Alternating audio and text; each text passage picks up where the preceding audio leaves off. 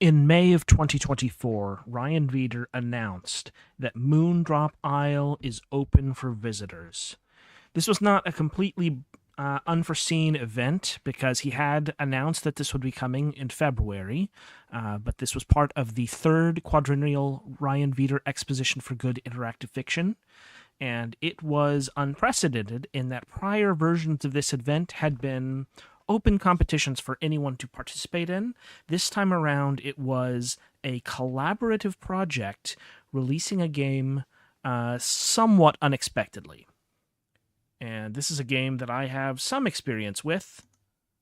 Let's go ahead and pull it up here. So here we have Moondrop Isle. Let's see if this is showing up properly. My own experience with this game is that I have played it. I have some knowledge of it beyond just having played it, but I've never finished it in its entirety. So I will be looking forward to doing that over our next few sessions, though I don't expect to solve all of the mysteries, see every aspect of it. I would like to explore it fairly thoroughly. And why is this not showing up? I apologize here. Let me see. Okay, yeah, there we go. So, Moondrop Isle. Welcome. The third quadrennial Ryan Veeder Exposition for Good Interactive Fiction is proud to present Moondrop Isle, a textual adventure location made in collaboration by 9 interactive fiction authors. Click on a region of the map to begin exploring. We have some advice here. Your progress is saved automatically, but the save command will export your progress if need be. The restart command is reserved for completely erasing all your progress. Use the command download transcript to download a transcript of your current session, and we have some credits. Here we see the third quadrennial Ryan Veeder Exposition for Good Interactive Fiction presents Moondrop Isle, directed by Ryan, written and programmed by Nils, Zach, Joey, Jason, Mark, Carl, Ryan, Caleb, and Sarah. Technical director is Nils. The love theme for Moondrop Isle is by Caleb. Road Geek fonts are by Sammy de Guzman. Art by Ryan. Tested by Ashley, Susan, Kirk, Robert, Tobias, Margaret, Jason, Pam, Stephen, Jenny, Melvin, Benjamin, Bachelor, and Mike. So, if we go in and start,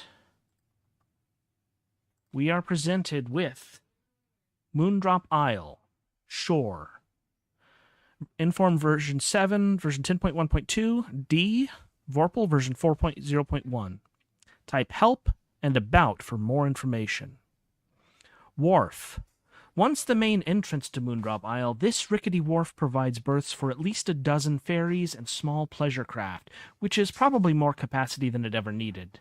The only craft here now is your kayak, which you've pulled up onto the boards. A set of wooden stairs leads westward onto the island. Let's go ahead and try these more information commands. About says, The Shore was written by Carl, who stepped in to replace Jenny when she decided she was too busy for the project before it really got underway. I only got a few notes about Jenny's intentions for the area. I hope I have done justice to her vision. Does help do the same text? It does not. Help provides text parser tips. Look at a thing, or examine X thing for short. Take thing to pick something up. Go, north, west, down, or inside. And we have north, west, down, and in for short. Exits to get a list of directions you can go. Exits on or off to toggle doing this automatically in every room description. Other cool verbs include look. Look in, like a box or a mirror. Wave a thing at something else. Press a button or something. In some cases, you can just name the button and leave out the word press. Many verbs work. Most verbs do not work. Do not be discouraged. Try looking for how to play IF guides online if you need more help. I would like to look once more. So we are at a rickety wharf. It's been a little bit since I have played or recorded anything, so I'm a little rusty at how to go about this. Let's examine that wharf. That's just the same as looking. Let's examine berths. The berths are just places along the edge of the wharf where boats could be, but aren't. Each is marked by a mooring post. I examine the posts. They're not in good shape, all creaky and crooked. It's a good thing you don't need them for your kayak, because you'd be uncomfortable trusting them to hold a boat without collapsing into the water and pulling a section of the wharf down into the bargain. Let's examine our kayak. Lightweight fiberglass patched in several places. It's seen a lot of adventures. You could have beached it anywhere, but landing at the wharf seemed appropriate. Something moves in the shadows. Then all is still. Let's examine ourselves. A bit damp and chilly, but still in high spirits. You're on an adventure. You are carrying a backpack, closed. Let's try opening it. It isn't something you can open. A chill night breeze blows past. Let's examine the backpack. Lightweight and easy to lug around, depending on what you carry in it. A silver pin is pinned to the fabric. I examine the pin. The pin depicts a graceful hand reaching forward inquisitively. I open the backpack. Look in it. The backpack is empty. Something moves in the shadows again. Then all is still. No shadows to be seen. Let's try...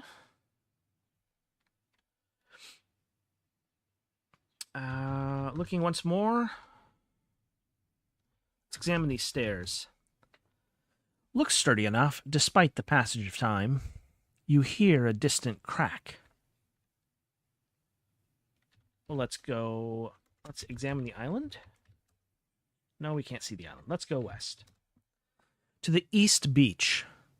This white sand beach once served as an introduction to the island for guests. To the west, the famous Sanctuary Hotel is silhouetted against the starry sky, towering above a couple of smaller buildings. A wide boardwalk from the wharf splits here, leading to the northwest and south. A concrete stairway, partly buried in wind-blown sand, leads up to a platform supported by thick pillars, with a north-south rail beside it. Inset in the concrete is a sign and a metal door with a button built into it. So we got a lot going on here. Let's examine the hotel, which should serve as something of a focal point, a major landmark. The hotel tower stands in the distance to the west, silhouetted against the stars. A piebald guinea pig comes from the south. We examine her. With her elegant black and white fur, the patches nearly bisecting her face, she cuts quite the striking figure for a guinea pig. She notices you looking at her and squeals with excitement. You could give her a name if you want, using the name command. How about we name her...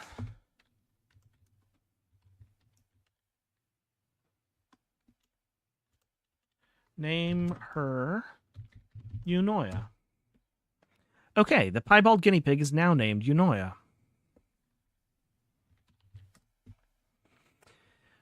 Let's keep looking around. We have a boardwalk. The boardwalk is still pretty solid after all these years, but the shifting dunes have engulfed it in places. Eunoia wanders around a bit. Okay, so there's a concrete stairway leading up to a platform supported by thick pillars with a north-south rail beside it. Inset in the concrete is a sign and a metal door with a button. Let's examine the sign. Although protected by a sheet of glass, the cardboard sign is severely warped. There's some writing on it, but it's too dark to read. Below that is a strange glyph. A particularly large wave washes in and leaves a number of brightly colored pebbles scattered across the beach. I'll examine the pebbles, shiny and rounded in pastel pinks and blues that catch the dim light. Eunoia scurries to the northwest. The pebbles burrow into the sand and disappear from view. I guess they're not really pebbles. A breeze blows in from the water, chill and salt. Well, let's check out the glyph then. We can't check out the glyph any more than we already have. So let's try going up. Up goes to the monorail platform. You're on a small concrete platform, a story above the ground, surrounded on three sides by broken plastic sheets that presumably used to provide shelter from the cold ocean winds. On the fourth side, a wide rail runs past. A stylish but uncomfortable-looking concrete bench is built into the platform. A metal door stands next to the stairs down, with a button built into it. I examine the door. It's closed. I try to open it. There's no handle. I try to press the button. Nothing happens. Let's examine this bench. I guess it's built to withstand the elements, but it's not something you'd want to sit on for very long. Well, I'll sit on it anyway. Let's examine the plastic. Good thing it isn't raining.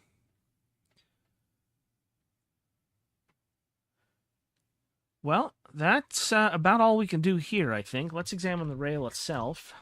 Just a single wide track, well out of reach, disappearing into darkness in both directions. We go back down, first getting off the concrete bench. And we are once again at the East Beach. The boardwalk goes from the northwest to the south.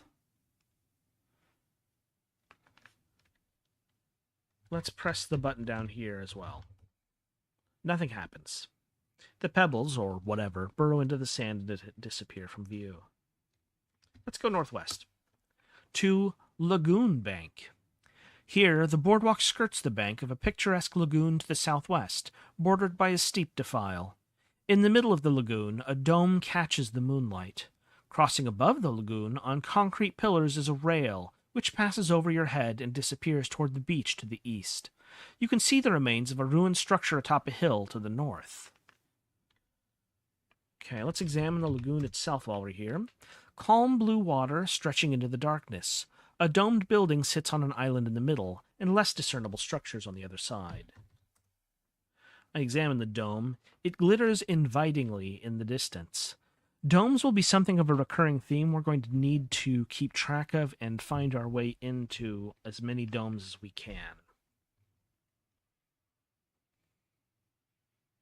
Let's examine the structure. You can't make out much from down here, but people don't generally build stuff in half-crumbled shapes like that. Well, let's go north and see it. A burned building. Atop a hill, charred timbers support the remains of a wall or two around a pit of rain-hardened ash. The roof is completely gone. Careful where you step. There's no telling what can support your weight and what can't.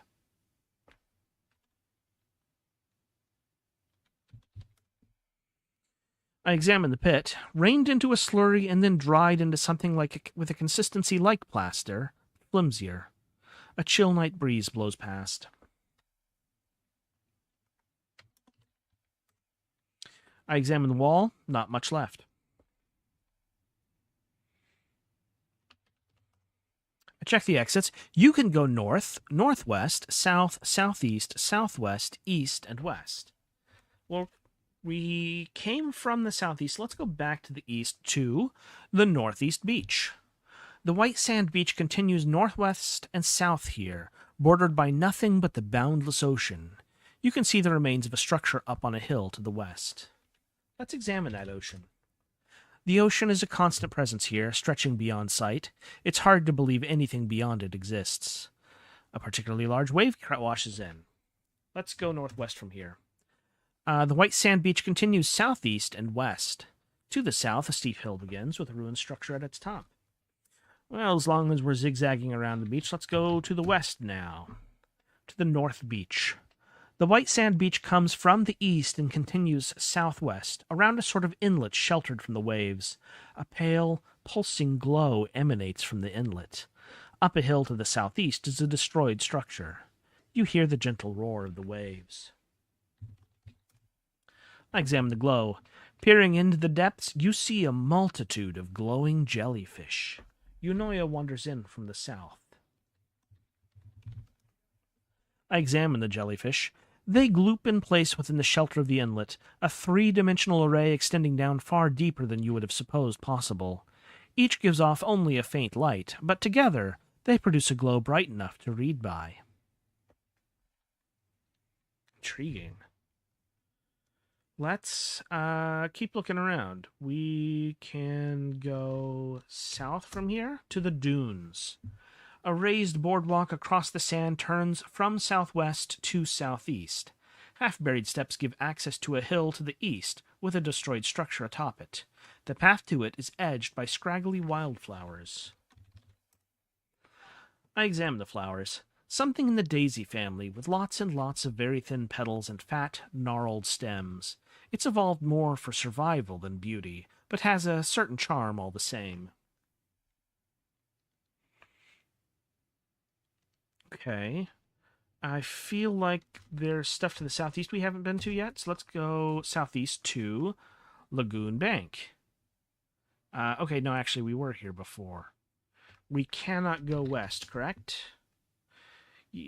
Nope, we're still at the Lagoon Bank. Oh, here we go. Actually, you're on the bank of a picturesque lagoon to the south, bordered by a steep defile with a railing to keep you from blundering off it. In the middle of the lagoon, a dome catches the moonlight. We've got north, northeast, northwest, southeast, east, and west. Let's go west again to North Beach. A raised boardwalk stretches across the sands, branching to the north, northeast, and south, and ending to the west, where the sand gradually gives way to patchy grass. Let's go north from here. Nope, this is still further extension of the North Beach. Can we go north from here? No, we cannot. West from here, though, reaches the grassy area. You're on the side of a grassy hill that slopes upward to the south and west and downward to the beach to the north and east. Nestled in a niche in the slope is a circular iron hatch in the ground, like a manhole with a hinge. I examine the hatch. On this side, it's decorated with an ornate pattern of interlocking bands and the words Folgate & Sons Iron Works. I can open the hatch. You swing it open and peer down. There's a ladder leading into the depths. The moment you let go, the hatch slams shut. If you want to go down, you'll just have to hope it's openable from the other side. Okay, intriguing. So here is an entrance into the depths of the island. Let's consider that, but I think we can keep exploring the beach. Let's keep what we're doing. Let's go west to the cliff top. You're on a cliff top overlooking the beach to the north and west. The view is probably spectacular when the sun is out, and you can see much of anything. Right at the edge of the cliff is a bright blue dome with a door in it. Tall grass grows here, waving in the night breeze. I examine the dome. It is a perfect hemisphere, about 40 or 50 feet across, painted a flat, bright blue, covered in creeping vines. At the base, just barely visible through the creepers and the grass, is a pattern of cresting waves painted in a darker blue. Large sections of the paint have flaked off, exposing rusting steel. A sliding door with a panel next to it is set in the side. Something moves in the shadows, then all is still. I'll examine the panel. The panel is a gray square with a darker shape outlined on it, kind of like a 5-pointed star made with curved lines.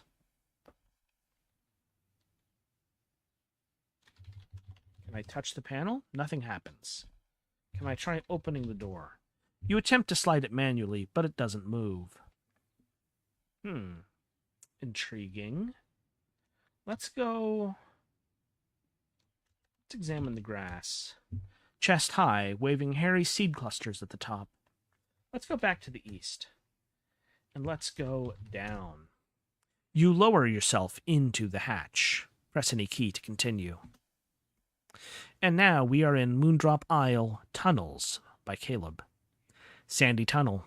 It's quiet as a tomb down here, except for the faint shroud of the surf like respiration. A ladder with sandy rungs built into the west wall heads up. Tunnels run northeast and southeast from here.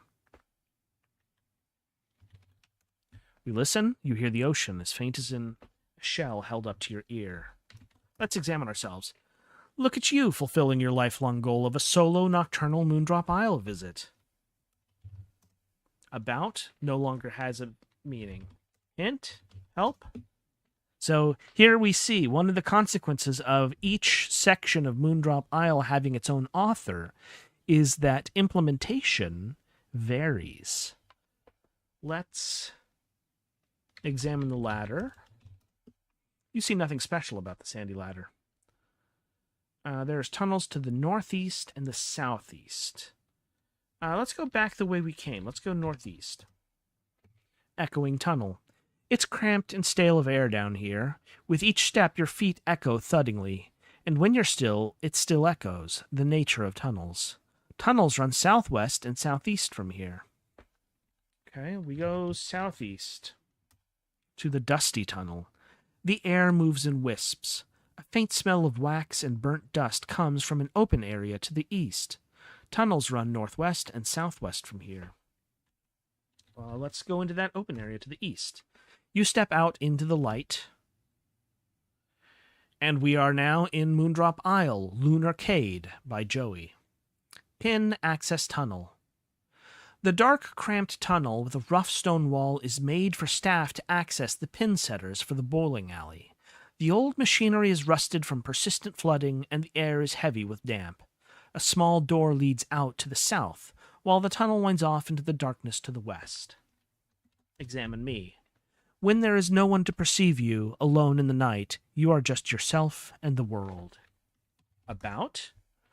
Lunarcade is a zone of Moondrop Isle by me, Joey. The verticality of this zone was inspired by my own urban exploration experiences. The arcade games, and especially Moondropper, were inspired somewhat by British peer arcades. Thanks go to Ryan and the Moondrop Isle team and all our testers. Additional thanks owed to Melvin for his assistance with the sign puzzle and late-stage testing.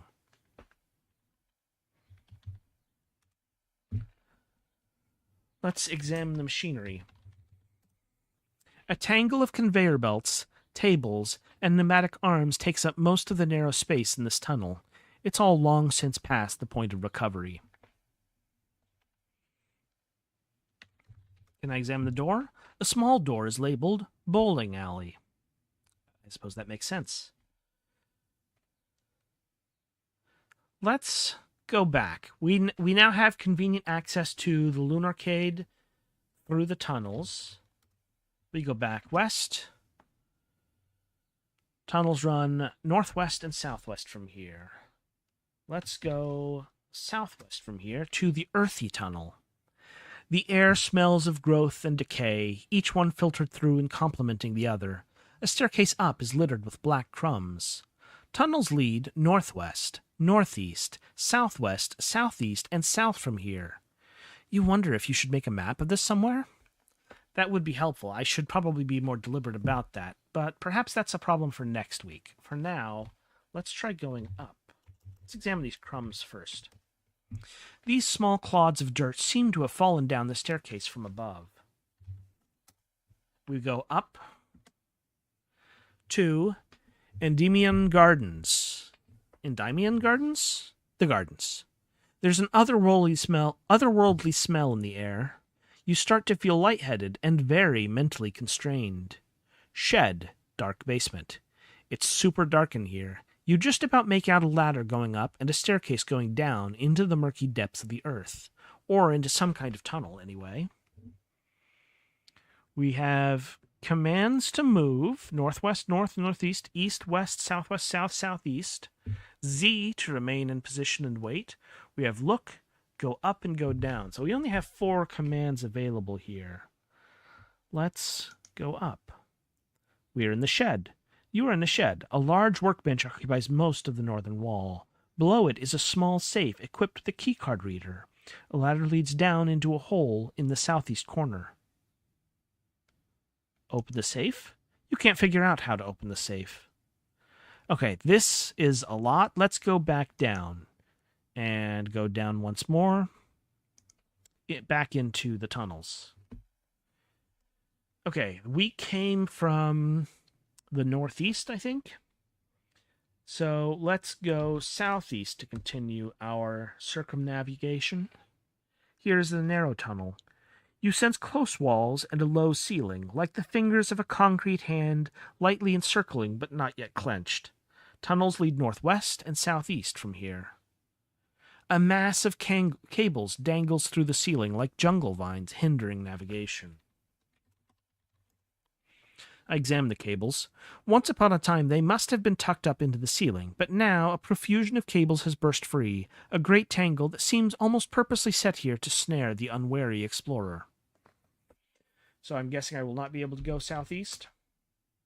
When you try to push through to the southeast, the cables loop around your arms and waist and your neck. It should be possible to work your way through, but not in this gloom. You're going to need a light source to safely navigate past these stranglers. Fair enough. Let's go back to the northwest. So that was the southeast. Now let's try going south instead. Security tunnel.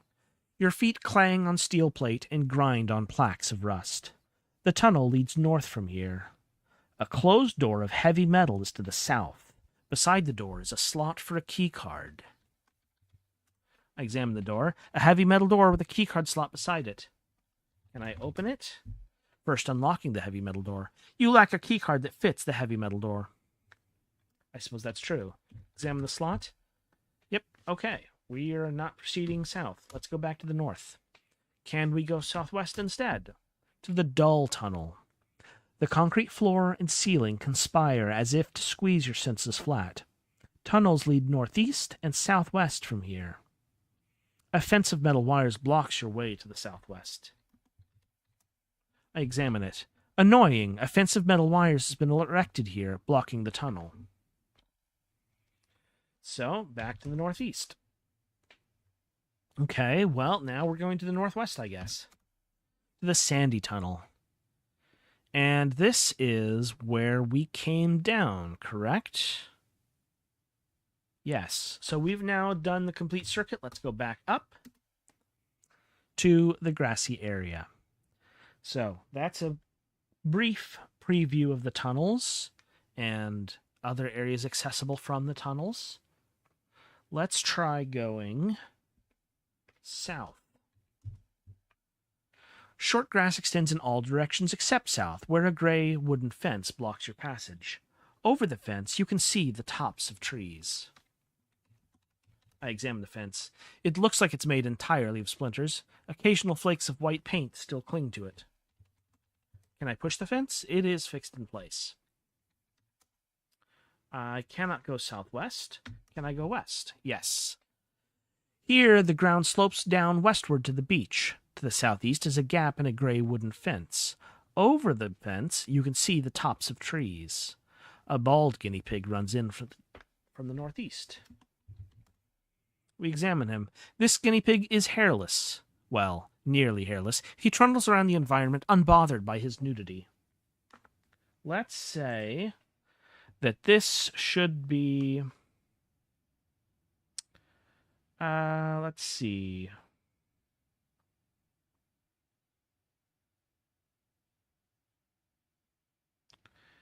Well, this isn't quite the same as feathers, but I'll call him Freeman.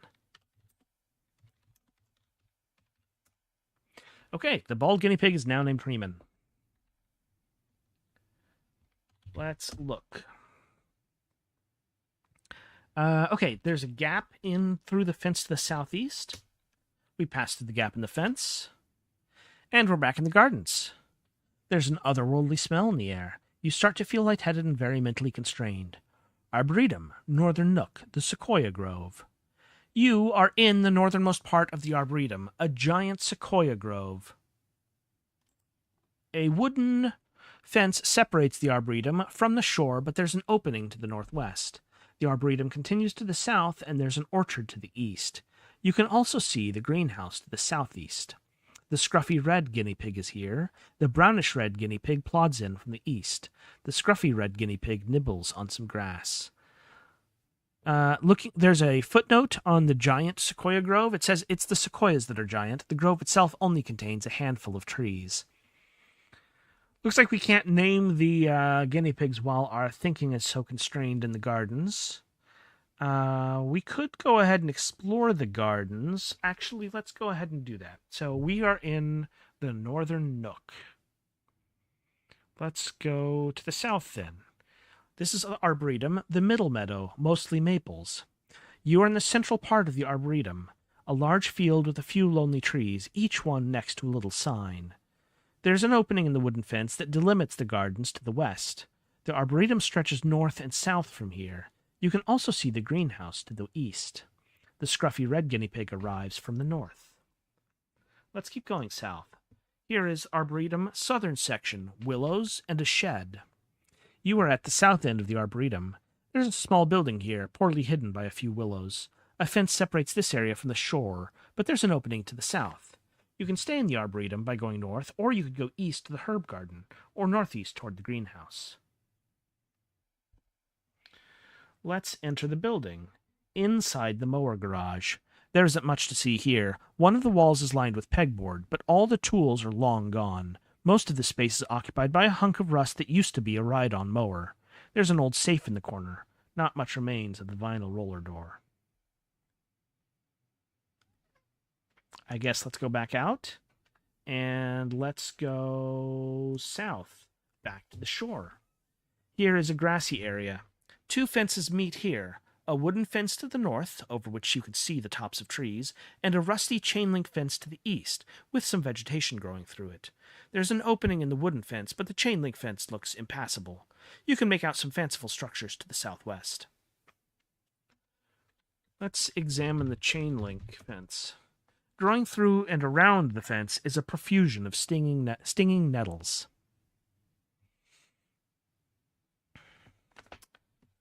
Let's try checking out these fanciful structures to the southwest. You'll have to get closer to see what they are. Guinea pig habitat. This entire area is dotted with small structures designed to enrich the lives of guinea pigs.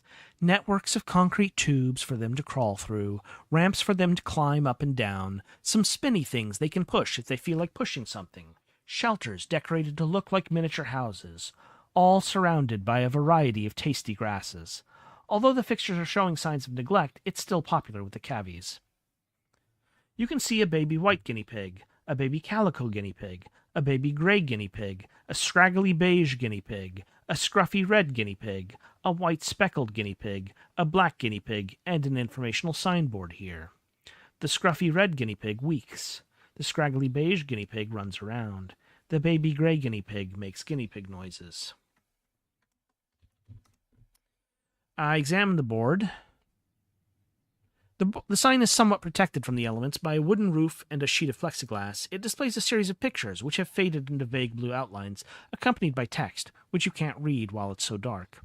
The scruffy red guinea pig squeaks. Yonoya arrives from the north. The scraggly beige guinea pig makes guinea pig noises. The baby calico guinea pig runs around. This is just about the worst groomed guinea pig you've ever seen. I guess life in the wild takes its toll on some.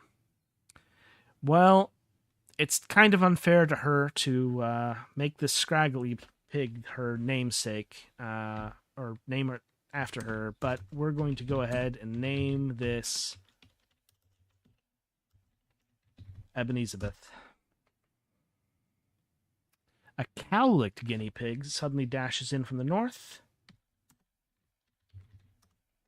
As an Abyssinian guinea pig, the cowlicked guinea pig's coat forms rosettes where his cowlicks partition his body with little furry crests. He's using his forepaws to rub his head as a form of grooming. Perhaps this should be Linus?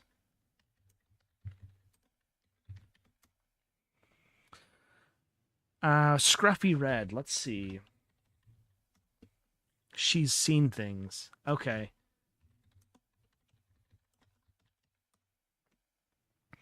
We'll make that Irina.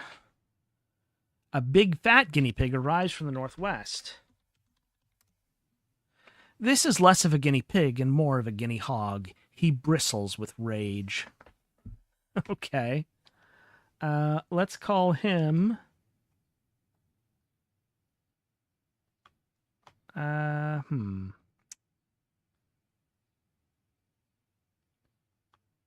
just scrolling through my list of characters in Little Match Girl games. Oh, obviously. He's not quite the right build for this, but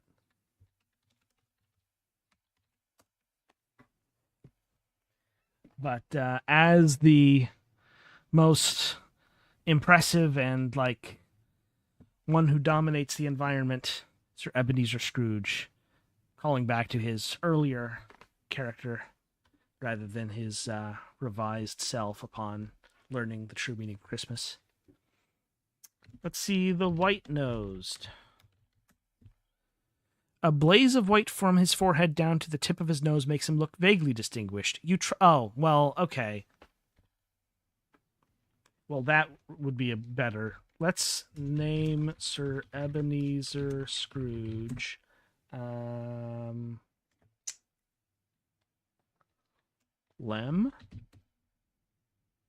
And let's name white-nosed.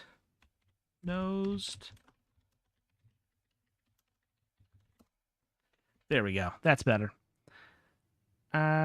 We could name all the babes. We could be here all day. Let's just name them as we come across them. Let's go ahead and go to the east, to the grassy area.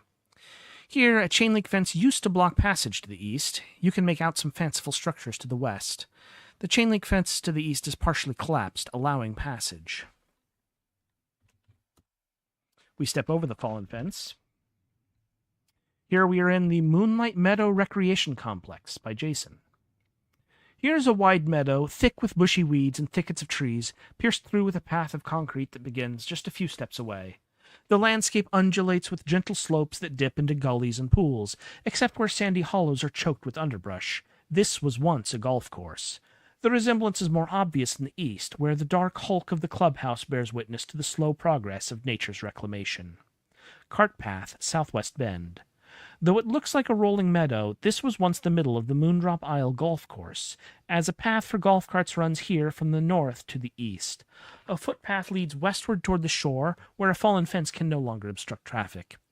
A golf cart stands on the path here, abandoned to the elements. Examine the golf cart. It's a four-seater, with a sturdy metal canopy to shield the occupants from rain and errant golf balls. There's some kind of tablet sticking out from under the front seat. In the dead golf cart is a scoring tablet. Well, examine the tablet. It's an LCD tablet with a label at the top. The Greens at Moonlight Meadow. The screen is blank, and it's not clear whether you can turn it on or if it's out of power. I take it. As you move the tablet, something small and metallic underneath shifts. There was a loose key down there as well. We'll take the key. The tufted beige guinea pig walks in from the cart path southeast intersection. He's got a sort of swirl of hair on the top of his head that makes him look a little ridiculous. Well, let's call him Michael McKeever. The Omniscient. Michael McKeever scurries toward the overgrown hole on an abandoned golf course. Let's examine me. You're still new to the island. Oh, that's abrupt. Inventory, you're carrying a tarnished key, a scoring tablet, a backpack, open but empty. It's a heavily tarnished metal key. You found it in the abandoned golf cart. Let's go about. Thanks for playing Moondrop Isle. You've reached the water park/golf course entertainment complex, which I wrote as part of the third quadrennial Ryan Veeder Exposition for Good Interactive Fiction. This portion of the game was written in the city of Philadelphia in 2023 and early 2024. Each major area in Moondrop Isle was written by a different author, but our games are linked such that progressing in one may give you tools you'll need to make progress in another.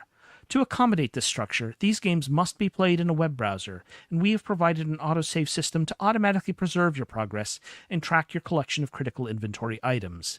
The downside of this arrangement is that you won't be able to use the traditional save or restore commands. The undo command has been disabled, and some browsers may not permit you to generate an accessible transcript unless you know how to get into your browser's local storage files. Sorry about that. Those issues aside, I hope you enjoy the game. If you have comments or questions about this part, you can send me a note via email to jalove@gmail.com. Does help do anything? No, it does not. Nor does hint. Let's look. Let's follow this path to the east. Cart path, southeast intersection. You've reached a crossroads of cracked pavement. The cart path continues to the north and to the west, while the path to the east passes into an open tunnel through the clubhouse. The golf course surrounding you is not as overgrown as you might expect. Let's examine the clubhouse. The boundary between the golf course and the water park is a strand of woody overgrowth, and the center of that boundary is the clubhouse, a broad brick building with circular windows dotting its second level. Its only features at ground level are the ancillary structures built on either end: a freestanding monorail platform, a metal-walled garage, and an arch tunnel right through the clubhouse's middle. A large dome crowns the clubhouse's north end. Let's go east. Tunnel through the clubhouse. This arched brick tunnel runs east and west through the clubhouse. It's broad enough for two people to pass with arms outstretched without touching, and it's almost as tall. A glass door missing most of its glass has been boarded up to the north, while the solid metal door stands closed to the south. Glass door? It's a metal door with a large glass window inset, but the window has shattered, and most of the glass is on the ground. Several boards have been fastened to the wall over the door, on which text has been written in black marker. It's a little bit hard to read. Can I read it? It takes work to make out the letters in this poor lighting. This door to remain locked during business hours. Examine the metal door. It's a dark metallic door with an attached doorstop. You can't get it open. Fair enough. Oh! First unlocking the metal door with the tarnished key. The doorstop falls into place as you open the door. Okay, so we have access to a multi-purpose room. If the refrigerator and the toppled vending machine are any indication, this might have been a break room once. The machine blocks a pair of double doors to the south. Another door to the north is accessible, while a staircase along the east wall leads downward. A dusty old banner is fastened to the wall. A pamphlet is pinned to a bulletin board on the wall. I examine the banner. Newfound Consciousness for Couples in big letters across the top. Beneath, classes run every weekend in February. Sign up today. I examine the pamphlet. The pamphlet is hard to read while it's stuck to the wall. You should take it if you want to read it. I'll take it and then examine it. The pamphlet is made up of a fold-out map, plus a dense little packet of rules for how to play on this course. It doesn't take more than a brief survey to get the gist. Golf at the greens works differently than in regulation play at other golf courses. When you've arrived at one of the holes, you should drop your ball on the tee box. No tee needed or desired, thanks to the fake grass they were installing at the time of the resort's closure. Take one of your clubs, aim at your preferred target, such as the putting green or at one of the fairways, and hit the ball. Repeat this aiming and hitting process as needed until you get the ball in the cup. There's a breakdown of how the score is calculated. You want to score a number lower than the par value for that course. While you're reviewing the materials, you take a moment to check out the map.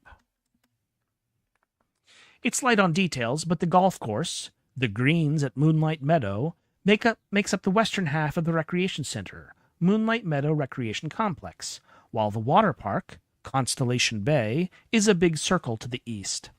Labels around the periphery of the map point north to garden and hotel, east to shopping mall, and south to shore. Inside the golf course, a grid of squiggly loops with numbers shows the layout of the 18 holes. And here we have a series of numbers: 10, 9, 4, 3, 2, 11, 8, 5, 12, 7, 6, 1, 13, 14, 15, 16, 17, 18. There's a big U drawn with dotted lines through the middle of the map to indicate the cart path. A label under the 9 holes in the western half of the course reads, "Closed for resurfacing." Okay. Let's keep just walking around. I don't want to get too involved in this clubhouse nonsense. We go back to the east. You step out of the clubhouse pass-through. Here, beneath the shadowed ghost of the old hotel, stands the site of Moondrop Isle's water park, a wreck of weeds and pavement, of bleached plastic and towering metal. West entrance to the water park. The water park looms before you beyond a fence to the east, its gate blocking your entry. A walkway encircles the park to the north and south, bounded on the inside by the fence and on the outside by a tiled stone wall. Behind you, the path leads west into the clubhouse pass-through tunnel. The clubhouse to the west is a sturdy building with the aforementioned tunnel through the middle. None of its windows are at ground level. A wide staircase along the building's side leads up beneath a sign with a bold label, "Monorail." Facing the clubhouse, a sign over the path welcomes visitors to the water park. Let's examine clubhouse. It's the same text as before. Let's go east. First, opening the west gate. You try the gate, but unless you can either unlock the padlock or cut the chain, you're not going to get this open. I guess I should examine the gate. A wide gate held closed with a stapled chain. Let's try going up the monorail stairs. Much of the clubhouse's eastern facade is covered by a red brick staircase, which terminates here in a wide landing. The monorail station is further to the south. A motorized drawbridge connects the monorail station platform with a staircase attached to the clubhouse exterior. The bridge is currently raised, so you cannot cross.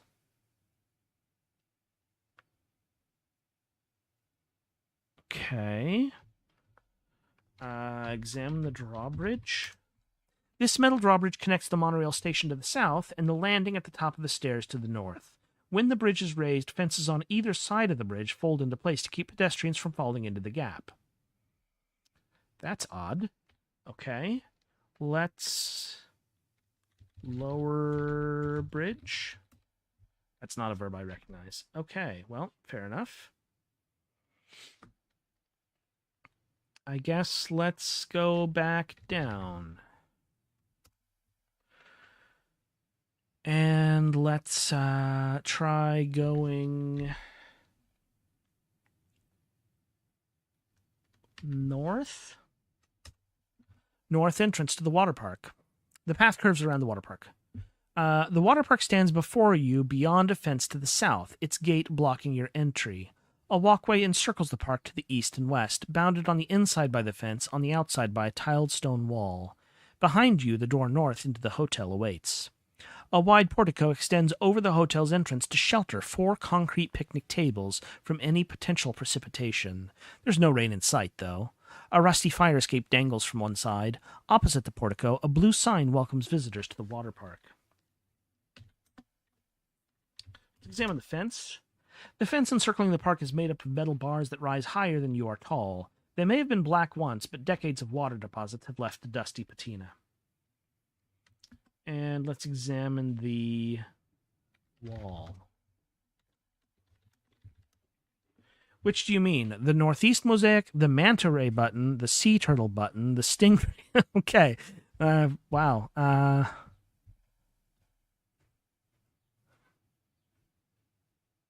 Let's just pretend we didn't do that, because that's a lot. Let's go examine the picnic tables. Very heavy, very grimy. And a fire escape. The fire escape should have gone all the way to the top of the hotel, but everything above the second floor has peeled away from the building. You wouldn't be able to climb very high. The stairs from the second floor have a hinge and spring apparatus to keep them inaccessible to someone trying to climb up. You'll need to find something to open this with.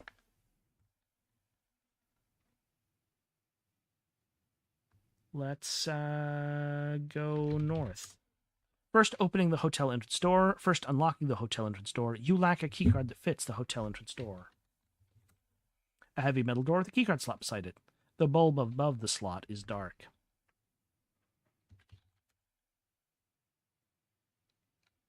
We go east to the east entrance to the water park. The water park looms before you beyond a fence to the west, its gate blocking your entry.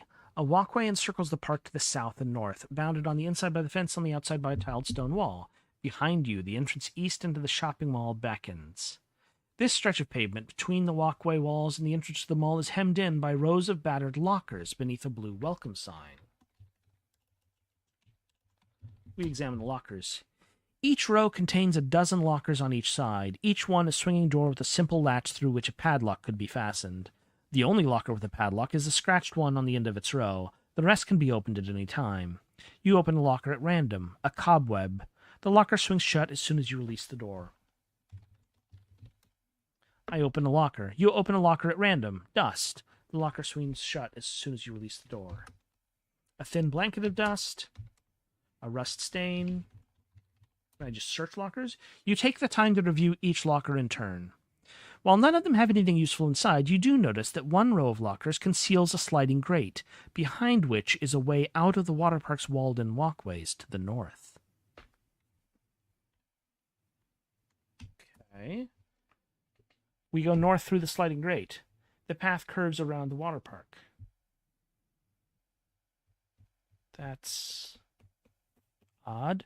River yard. High walls surround this oddly shaped space, except to the south, where a sliding grate will permit you to re-enter the water park, and to the north, where a chain-link fence blocks passage between the hotel and the shopping mall. Watch your step. The lazy river forms a concrete trench here, and falling in from this height could cause a serious injury.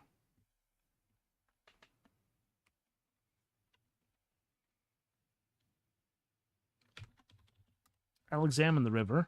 The lazy river is little more than an empty concrete trough cutting an arc through the yard here, except where it passes through the stone walls of the water park. It's deeper than you might expect. You'd risk serious injury trying to enter it from here.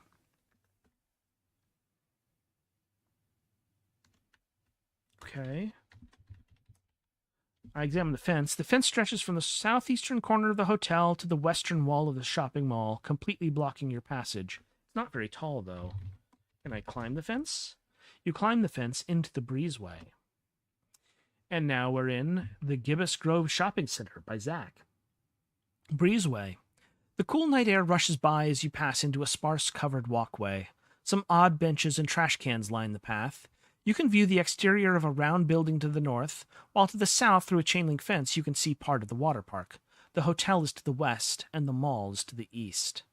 A startlingly imposing set of double doors bars entry into the hotel. A keycard reader rests on the adjacent wall. Examine me? Best not to worry about how you look. It's only the mall. I am carrying a backpack, open but empty. About the Gibbous Grove Shopping Center was written by me, Zach, for the third quadrennial Ryan Veeder Exposition for Good Interactive Fiction. I'd like to thank Sarah and Ryan for your tremendous support, as well as Caleb, Carl, Jason, Joey, Nils, and everyone who tested any part of this hulking project. Please enjoy your time on Moondrop Isle.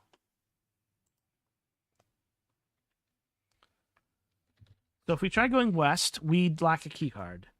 There is a round building to the north. We can't go that way. Can I examine the round building? No, I can't. You can view the exterior of a round building to the north, while to the south, through a chain-link fence, you can see part of the water park. The hotel is to the west, and the mall is to the east. We go east to the West Hall.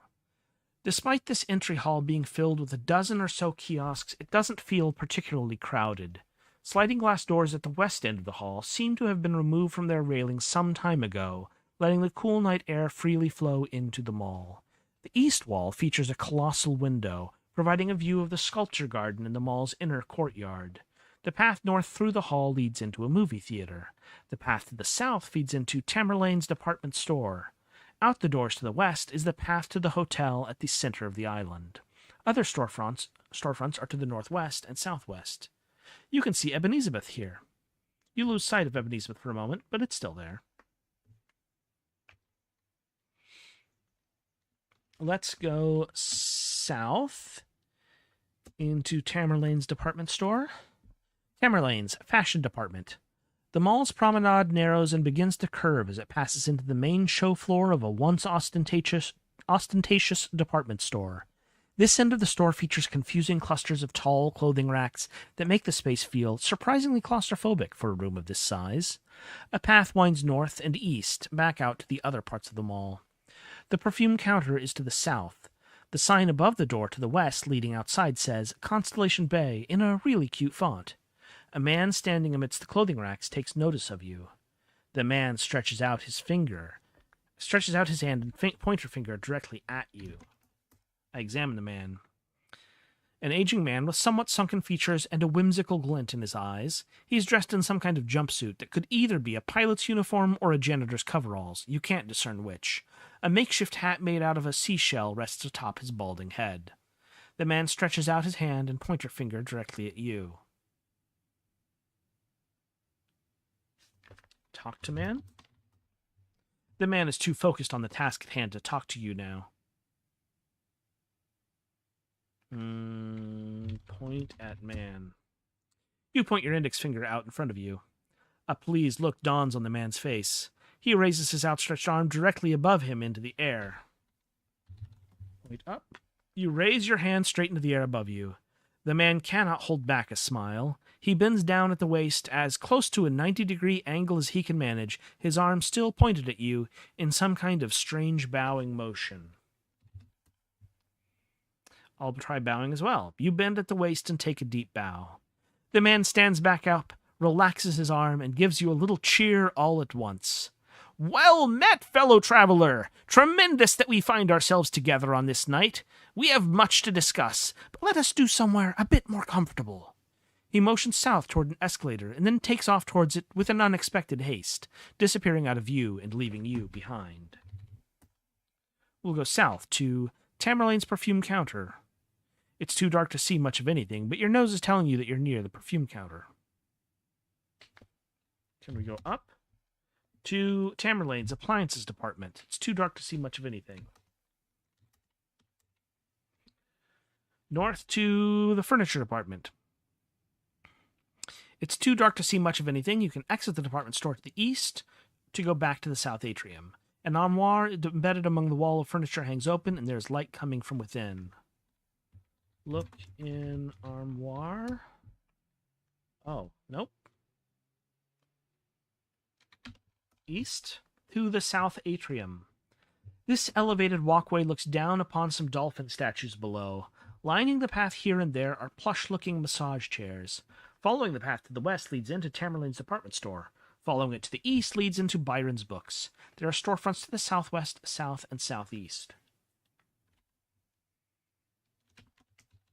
I check out the chairs. Worn-down leather recliners with a coin slot in one of the arms. I get onto the massage chair. Relax. No. Stand. Let's go southwest. Quite a treasure. It's too dark to see much of anything, but the crunch under your feet indicates the danger of broken glass. Best to go back northeast to the south atrium. South is Shenanigans. It's too dark to see much of anything. The south atrium is back to the north. Southeast is Wick and Tallow. It smells nice in here, but you can't see much of anything. The south atrium is back to the northwest. A fluorescent post-it note is stuck to a wall. It's too dark in here to read the post-it note. Can I take it? The post-it note has managed to stay adhered all these years. You can't bear to pull it off now. Let's go east to Byron's books, stacks. It's too dark to see much of anything. Your foot brushes up against what feels like a big sack of books on the ground. Okay, we are having trouble with all of the dark areas. Let's examine the statues from up here. A half-dozen dolphins playfully dancing among the waves. All stone, of course. Back to the west, here's the furniture department. South was the appliances. Down is the perfume counter. North is the fashion department. Let's go back to the west. Here we are. You take a moment to recover all the items you'd had when you'd last visited the recreation complex. You return to the wreck of the water park. That was the golf pamphlet, the scoring tablet, the tarnished key, and the backpack. Right, fold-out map, the tablet, the key.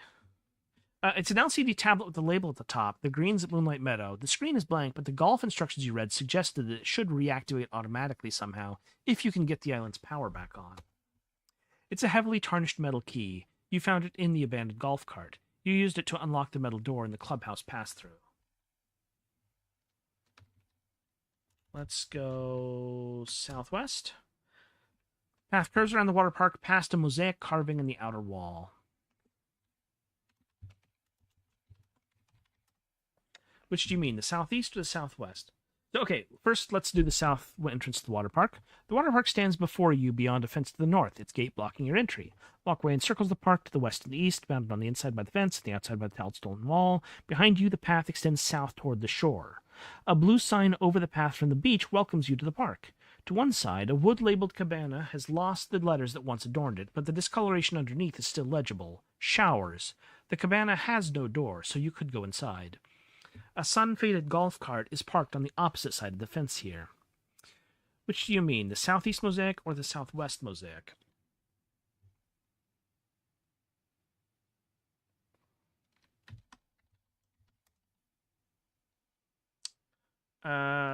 Examining just mosaic says the stone walls. 4 stone walls line the walkway encircling the water park. Each wall features some sort of mosaic sculpture at its midpoint.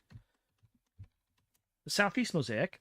The curving stone wall bears an engraved mosaic of a rocky seafloor at its center point. Among the rocks, a quartet of crustaceans face each other in a circle. A large crab, a hermit crab, a horseshoe crab, and a lobster. An oversized audio jack is set into the wall to the right of the engraving, under which appears the label of the Moondrop Isle Audio Tour. I examine the southwest mosaic. Engraved mosaic of the base of a shallow kelp forest at its center point. A pair of sea otters swim towards the seabed, where a snail hides behind one of the fronds. Past the snail, a sea star festoons one rock, while another is surmounted by a sea urchin.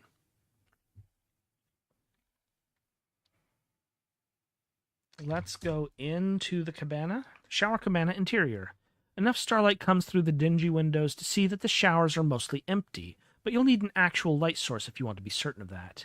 A glint in the light from the doorway. There's a golf club, a putter, leaning against the wall here. I take it, I examine it. This purple putter has a flat weighted head to better propel the ball on the putting green. It doesn't work well when used on other parts of the golf course. Go back out.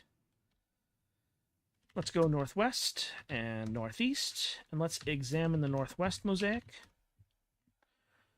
This has got a mosaic of a coral reef at its center point. A dolphin swims overhead, while a pair of striped beakfish swim to one side. A red perch is partially hidden behind a protrusion of coral, while an octopus lurks behind another. And let's examine the northeast mosaic. This is a mosaic of a sandy outcropping at its center point. A pair of manta rays soar upward, while a sea turtle skims just over the rocks. A moray eel appears from one of the rock's recesses. In the sand at the bottom of the carving, a stingray is just emerging from its hiding spot. We've got a variety of different underwater seascapes. Let's see if we can examine the fire escape. Can we pull stairs with putter? The putter is long enough for you to snag the bottom stair, and after a moment of resistance, the stairs drop with a horrible screech. The spring is broken. The stairs must have held in place from rust alone. We go up to the hotel portico. The cracked concrete of the portico makes for a good perch from which to view the water park. The fire escape leads back to ground level, while a window in the face of the hotel is broken open. I examine the park.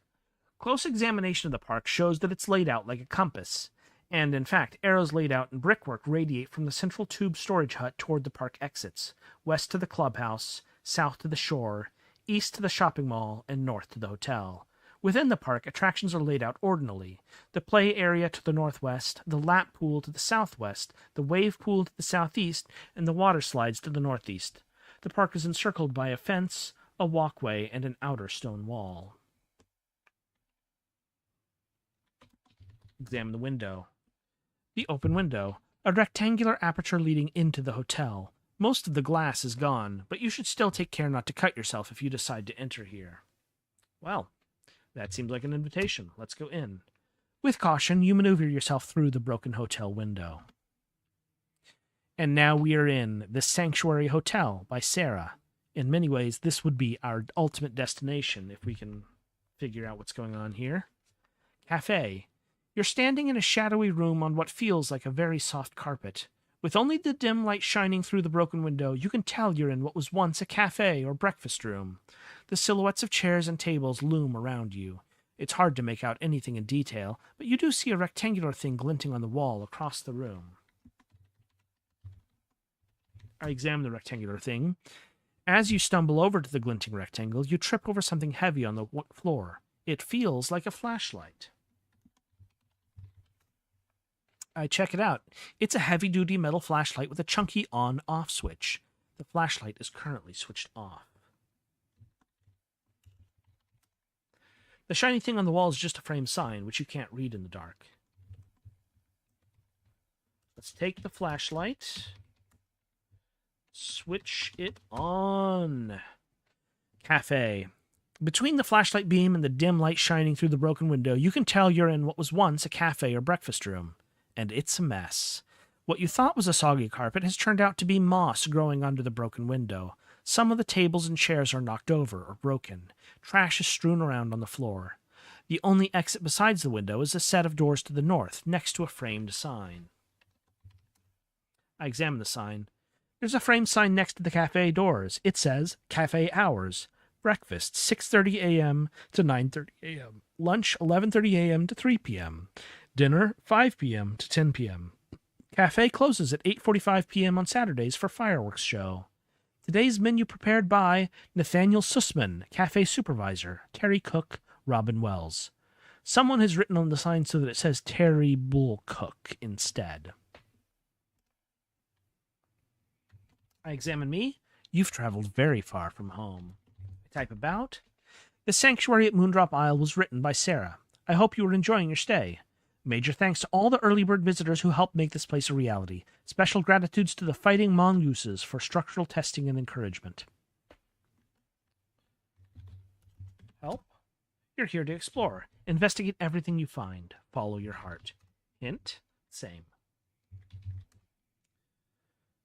Let's go north, then. The doors won't open. They must be locked from the other side.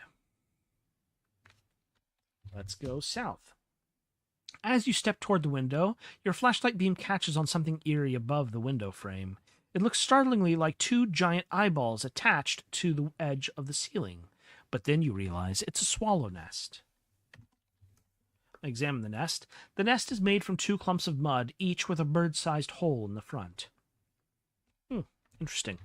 We go out. And now we are in the water park again. Examine the flashlight. It's a heavy flashlight. Of course, most of the weight is the batteries. We go back down. Now we go southeast. And now we go east. Into the shopping mall, armed with a flashlight.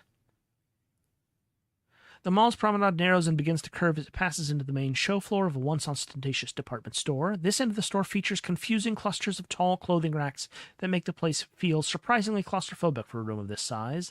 A path winds north and east, back out to the other parts of the mall.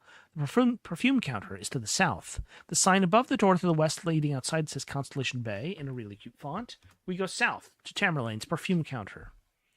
A large glass shelf in the center of this part of the department store is filled with bottles of perfumes and colognes. Nearby is a table filled with an array of makeup kits. There are several other empty glass cabinets here in the periphery. The rest of the main department store floor is back to the north. A nearby escalator leads upstairs. We go up. You hoof it up the inactive escalator. Appliances department. Rows and rows of refrigerators, microwaves, washers, and dryers fill this side of the department store floor. A helpful marquee nearby explains the store's competitive delivery prices. Back to the north is the furniture department. An escalator goes down to the first floor of the department store. Can't exit here, can't go south, so we go north to the furniture department. Bizarrely, most of the interior space on this side of the department store's second floor is bare. Someone seems to have taken the contents of this room all to the west side, creating a massive, intimidating wall of furniture.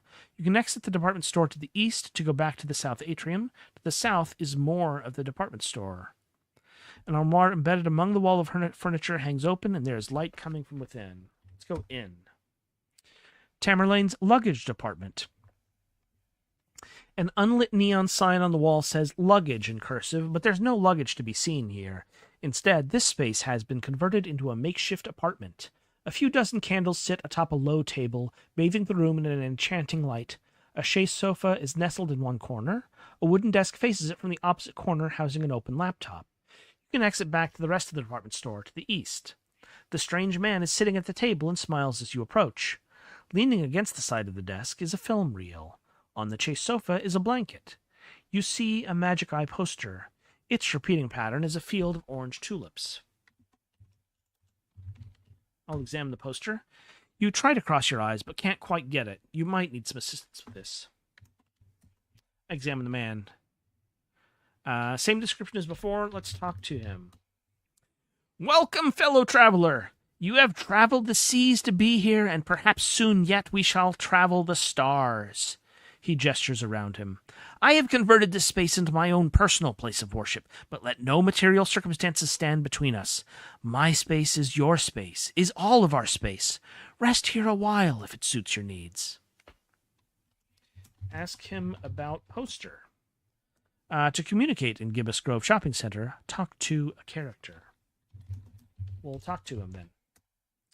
It seems you too have shunned the evils of polite society. You have come to this remote island in search of answers, as have I. Answers to seemingly impossible questions. Well, the promise of the future is now the promise of the stars. We seek now the guidance of those who come from afar. They are out there now, waiting for us to learn their lessons if we only listen.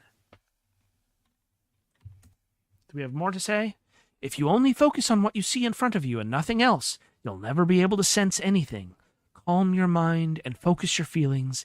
Empty your consciousness and open your mind to the pulsing energy of life that's drifting out there in space.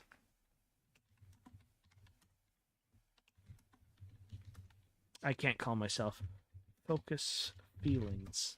No, I can't focus my feelings either. Open mind.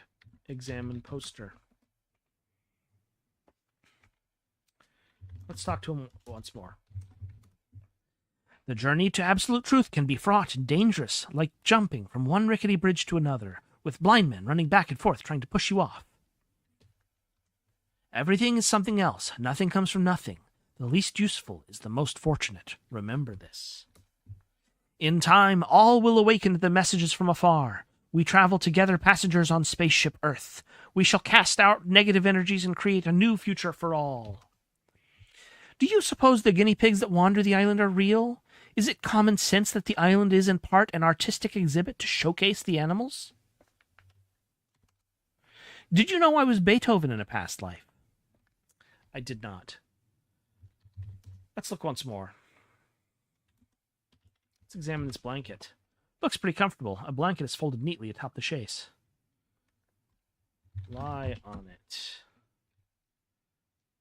Enter sofa. You're sure the man wouldn't mind you resting on the sofa, but you'd rather not invade his privacy. Let's examine the reel. A film reel labeled The Andromeda Nebula, Episode 1, Prisoners of the Iron Star, in Russian. Cool, we can just understand that. That's handy.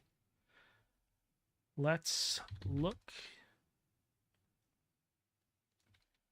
Examine the desk. This thing looks very heavy. Well, let's go back out. We can go east to the south atrium. So here we had storefronts to the southwest. Quite a treasure. You stop short of entering what was once a jewelry store when you get close enough to see the glass. Seemingly every single glass window, counter, and mirror in the store has been smashed to bits. Every inch of the interior floor is covered with sharp glass debris. Seems like someone made off with the merchandise some time ago. Best to go back northeast to the south atrium. South is shenanigans. A brick doorway leads into a store dense with things. Above a long glass counter to the left hang dozens of graphic tees on display. The rest of the floor is filled with racks and shelves filled with novelty goods of every conceivable variety.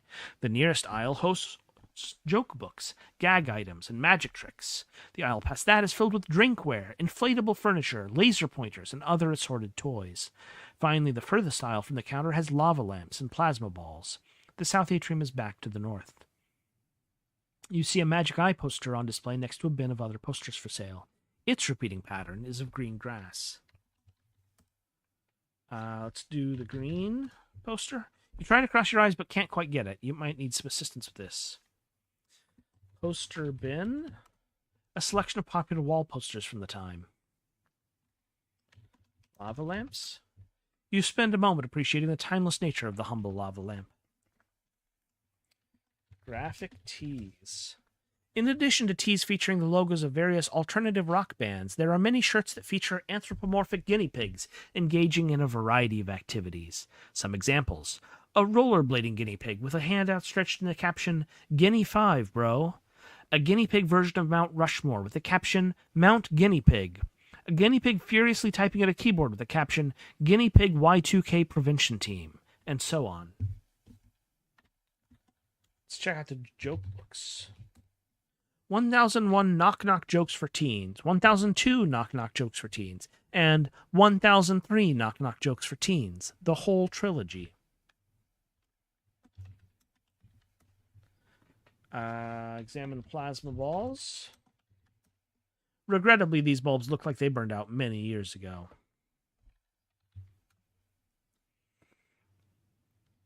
Let's see the gag items. Fake chattering teeth and whoopee cushions seem to be the lifeblood of a store like this. Magic tricks. They've got a bunch of the same magic set featuring a wand and top hat. The box warns, rabbit not included. Drinkware. A variety of long-necked cups and shot glasses with various logos and slogans written on them. Inflatable furniture. Just add air, says the ad copy helpfully. Assorted toys. There's so much stuff here, it's hard to take in all at once. Let's see the... Let's just go north and southeast. Wick and tallow. The air in here is pleasant enough that you feel yourself relax a little. Tables arranged on top of shag rugs are home to candles of all shapes, sizes, and smells. On hanging wooden shelves are a selection of soaps, shampoos, and even bath bombs. The south atrium is back to the northwest. A fluorescent post-it note is stuck to a wall. Let's examine the post-it. 4. Oi, mate, just a bit of the old chippy for me today, you bloke. Kate. Okay. Kate wants the old chippy. Check out the candles. A mighty spread of colorful wax candles, each with a unique aroma. It smells nice in here. Let's go back to the northwest. And east to the Byron's Books store. We're in the stacks. Tall bookshelves welcome you to the second floor. Strewn throughout the many aisles here and there are a variety of lumpy beanbag chairs. The central staircase leads back down to the entrance of the store, and you can exit the bookstore to the west to go back to the main mall. A strange, brightly colored bookcase catches your eye. A big sack lies on the ground here. A large laundry bag, the kind with a rope at the end you can tie off. Sanctuary Hotel is written on its side. It's too cumbersome to take with you. Besides, you have a better bag already. I open the sack. You undo the knot and open the sack. Look in sack. In the sack are a Cerberus book, a Gorgon book, a Griffin book, a Hydra book, a Minotaur book, a Pegasus book, and a Sphinx book. We'll take them all. Examine Cerberus. Cerberus ate my homework. This seems to have been translated into Enochian. Gorgon book. Gorgon's Bad Hair Day. The pages in this book are filled with hieroglyphs. Go away, Griffin. This book is filled with Futhark runes. Our hero, the Hydra. It looks like someone rewrote this in Angelic.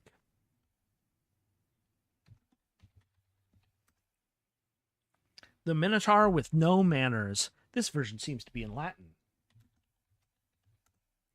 My Pet Pegasus, first edition, and in the original Greek, no less. Silly Stories from the Sphinx. This one only has 1s and 0s for text. Dang. Okay, we got a lot of different languages. Let's examine the bookcase. This bizarre shelf has 5 alcoves painted in inviting colors, each only big enough to accommodate a single book for some reason. From left to right, the alcoves are red, orange, yellow, green, and blue. Interesting.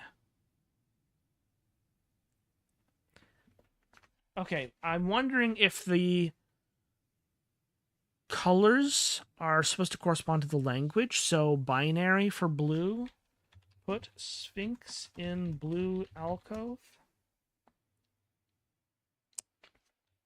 Put Pegasus in green alcove. Yeah, so far so good. Minotaur was Latin. Hydra was angelic. Griffin is Futhark. Gorgon is hieroglyphs. Cerberus is Enochian.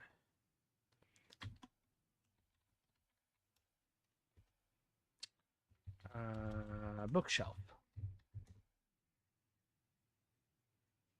Nope. That's the wrong bookshelf. Let's look at the bookcase. Red. I don't have an R, do I? Unless we count the Russian on the film reel. I don't have O for orange or Y for yellow. So, okay, it's not as simple as that. Let's keep looking. We've got a central staircase down to the entrance. Someone went to some trouble to bring these books here, so you decide to slip them back into the sack before you walk away. Okay. Despite the main floor of this bookstore being packed to the brim with bookshelves, magazine racks, and checkout stands, the room is laid out with enough care that you find it surprisingly easy to move through. Exits to the north and west lead back out to other parts of the mall. A coffee shop is connected to the bookstore to the northeast. A large staircase in the middle of the room leads upstairs. Behind the staircase to the south is more of the bookstore. Eunoia walks in from Modern Grinds. Let's examine the bookshelves. The bookshelves by the checkout stand are always full of weird clearance stuff that the store is trying to get rid of. Coffee table books, photo journals, humor books, and autobiographies.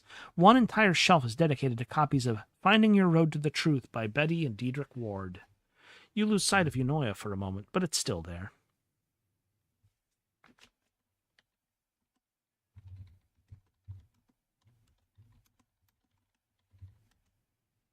Nope, that just gives more description of that. Okay, let's examine the magazine racks. Most of these magazines seem to be concerned with Y2K in one way or another. Checkout stands. The registers are long gone, but the furniture remains.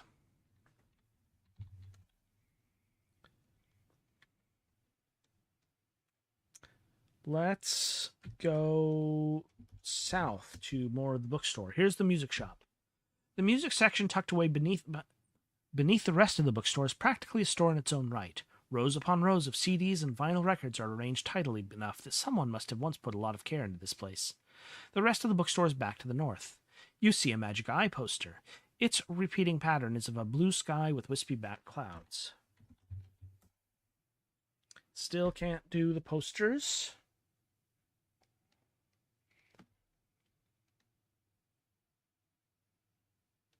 Can I take the poster? It's hardly portable. We examine CDs. In some ways, musical taste is one of the most personal things you can learn about a person. You take a moment to sift through the albums here, trying to discern something about the person who collected them, but ultimately fail to reach any conclusions. Records? Yep, same. Okay. Let's go back north.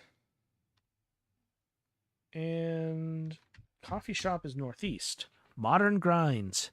A wave of musky air passes you as you walk into this small coffee shop. Chic chrome and leather stools and tables line the walls atop chic black and white checkerboard tile. The exit to the northwest goes back to the East Hall, while an exit to the southwest cleverly connects to the coffee shop to the bookstore.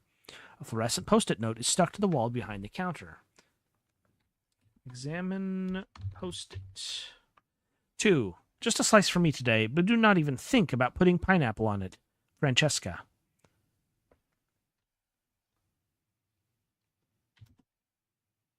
Let's examine. Let's just go northwest to the East Hall. The automatic glass doors leading to the aisle's sandy beach have long been left open, coating marble floor and plaster walls with layer of sea grime. Wave-like patterns lining the walkways lead to other parts of the mall. A massive window in the west side of the hall gives a view of the sculpture garden in the mall's inner courtyard. The main thoroughfare leads north and south. There are storefronts to the northeast and southeast. The doors to the east lead back to the shore. The storefront to the northeast seems to still have its lights on. You can see a directory here. Let's check that directory out. The map of the mall reveals that it is essentially square-shaped, with 4 halls encircling an inner courtyard. The north and south ends of the mall have second-story atriums. Below the map is a list of stores, many of which have been crossed out or taped over. You could read the list or look up in the directory where a specific store is. Read list. Okay, here we go. Betty Ward Memorial Mall. Department store. Tamerlane's. Entertainment. Selene-Elion? Selenal? Selenal? I can't pronounce that.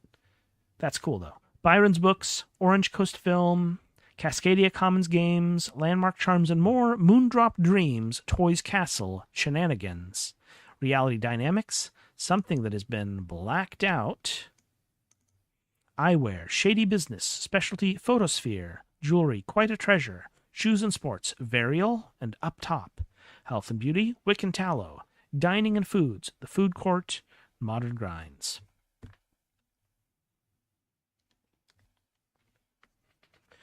Let's go to the northeast.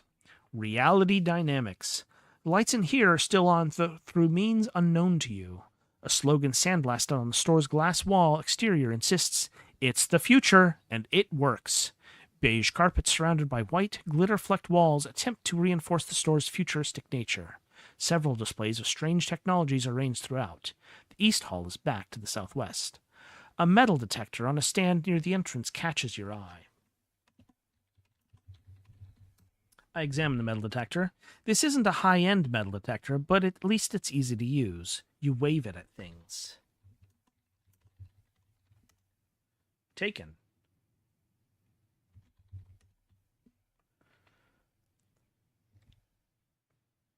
Well, that's cool. Wave it at carpet. No reaction. Let's examine displays. There's a display featuring some kind of helmet, a display with something sharp on it, and a display with some kind of beverage. I check out the helmet. A weathered marquee reads, "The Null Sleep REM Cycle Enhancement System is the revolutionary new invention that will let you reclaim the third of your life that you'd otherwise waste sleeping. The comfortable cranial interface unit continually scans your brainwaves throughout your wakeful hours. When it detects an oncoming REM cycle, helpful and painless adjacent electrical impulses keep your fatigue in check. Embrace your best self with a sleep-free lifestyle. Not for children under the age of 10. Painless adjacent electrical impulses is a heck of a way to put that. Let's examine the sharp thing. A tattered marquee reads, "Welcome to Knife City. This all-in-one knife block, sharpener, and more will single-handedly replace every cutting implement in your kitchen. It cuts, it dices, it minces, it slices. No kitchen is complete without one. Not for children under the age of 8. Okay, so if you're 9, you can mess with the knife block, but you cannot wear the helmet. Got it. Let's examine the beverage. A stained marquee reads, "For too long have people dealt with the inefficiency of hydrating themselves with regular, mundane water. Introducing Water Squared, the beverage of the modern age. Up to 4 times as hydrating as the stuff you get out of the water cooler at the office. Not for children under the age of 5. Do not expose skin to Water Squared." Excellent. Let's head back to the southwest and go southeast to Modern Grinds. Oh, right. We were here already. We go back to the northwest. Let's go north to the food court. You imagine this massive octagonal room once fit a few hundred happy guests every day around lunchtime, but tonight you are dining alone. In the southwest corner of the room is a semicircle of restaurant counters, behind which you can see a pair of doors, one leading into a kitchen and one labeled Exit. The rest of the floor of this room is filled with a multitude of booths and tables, which surround a massive steel pillar, which in turn supports the monorail track suspended above. The North Hall is to the west, and the East Hall to the south. A long metal gate extends down from an elevated walkway in the atrium above, forming a portcullis of sorts that blocks your path west. A fluorescent post-it note stuck near the door to the kitchen catches your eye.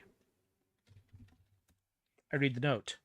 "To whomever is on lunch duty. The kitchen is a nightmare to navigate, so I've taken the liberty of assigning numbers to everyone's orders. Just grab each person's order, in order, and you'll be able to make it to the break room in one piece. There's only 6 people plus me working today, but you gotta go round up their individual orders. Good luck." Signed, Marbet.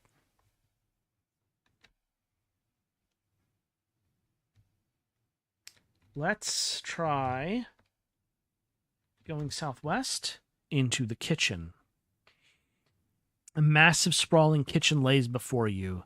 This area is filled with sinks and dishwashers. To your left are rows of glass-top freezers. To your right is an enormous hot dog roller. Ahead of you is a table full of tortilla warmers. The door behind you leads back to the food court.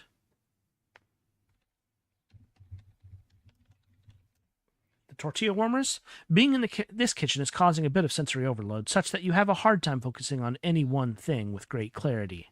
Reminds me of the garden. Let's go back out. This bizarre kitchen has thrown off your internal sense of direction, and you can no longer tell which direction is north.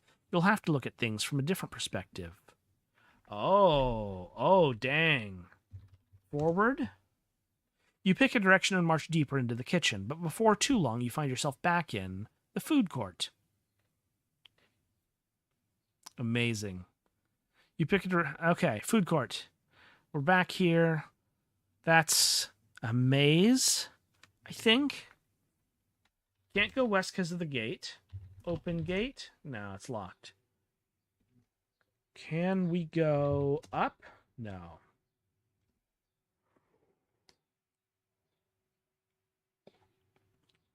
Can we go out? Can't go that way. Enter exit? That's not something you can enter. Open exit door? It isn't something you can open.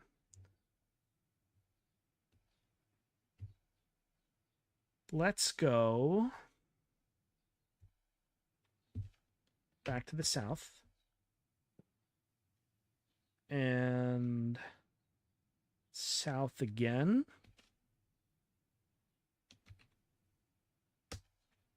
And up to the stacks, and now north. No, can't go that way.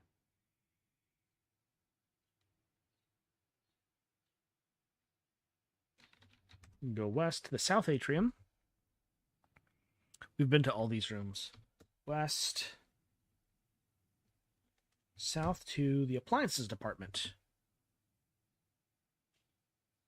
And let's look at the refrigerators. An ocean of beige boxes as far as the eye can see. Let's go down. And back to the north. Path winds north to the West Hall. Despite this entry hall being filled with a dozen or so kiosks, it doesn't feel crowded. Sliding glass doors at the west end of the hall seem to have been removed from their railings some time ago, letting the cold night air freely flow into the mall. The east wall features a colossal window, providing a view of the sculpture garden. Yep. Okay. Other storefronts are to the northwest and the southwest. Let's go northwest to Clotho's Yarns. From the flowery cursive signage at the front of the store, you gather that lingerie was once sold here. However, all that you find inside are bare shelves and a bunch of unattired mannequins. The West Hall is back to the southeast. I check them out. Several dozen shapely mannequins with not a single undergarment to be found among them. Southwest to the Toys Castle. The facade of this store is made up of large, colorful bricks, complete with crenellations at the top. The main door leading in appears to be an actual drawbridge, which is currently up, preventing access into the interior. The scraggly wooden sign has the word "Kids Only" and an arrow written on it. The arrow points to a child-sized gap in the brick wall. You'd have to crawl to get through it. The West Hall is back to the northeast. Crawl through gap. Crawl. You crouch down and crawl your way into the store through the kids-only entrance. Toys Castle interior. It looks like raising the drawbridge did little to prevent most of the toys in this store from being absconded with. There's a bin full of wind-up puppies, a shelf of dolls, a massive barrel of bouncy balls, and some kind of bubble machine, but otherwise the store is empty. A fluorescent post-it note is stuck to a wall. The note says 3. I'm pretty sure the pastrami had mold on it last time, so maybe I'll just get a roast beef today instead, says Peggy. Let's examine the puppies. Small, hand-sized puppies of various breeds that can be wound up to make them walk around and bark. Dolls. Little girl dolls of all appearances, except that each and every one is dressed as an astronaut. Starting to get some space themes here. You notice that? Bouncy balls. A dizzying quantity of small rubber balls. Bubble machine. The box indicates a fun time for ages 7 and up. Just add soap and water. Batteries not included.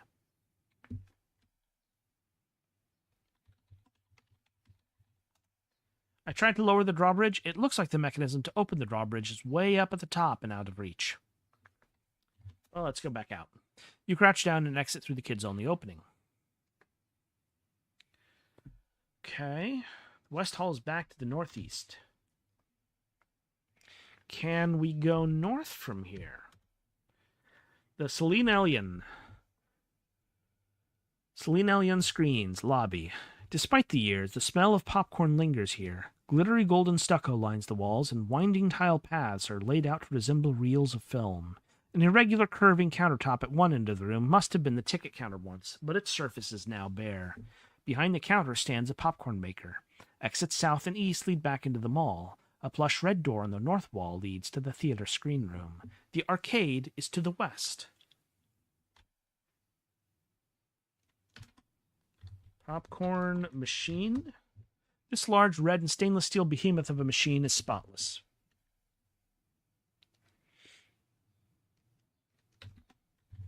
Check out the counter. Marble countertop is spotless. Let's go to the arcade to the west. You step through to the arcade. And we are back at Loon Arcade by Joey. The Selenelian. You are small in the cavernous Selenelian, or so says the big sign hanging high above. This is the foremost entertainment complex on the island. Counters for the concessions jut out along the sides in front of a dried soda fountain and an empty popcorn warmer. The entrance to the laser tag arena is north, while the movie theater is off a long hall to the east. Slinellian is split up into 3 floors, only partially overlapping one another, like the shelves of a coin shuffler machine. A steady stream of water dribbles along a slope from the mezzanine floor above, all the way down to the bowling alley below. Roller shutters close off the exit to the west.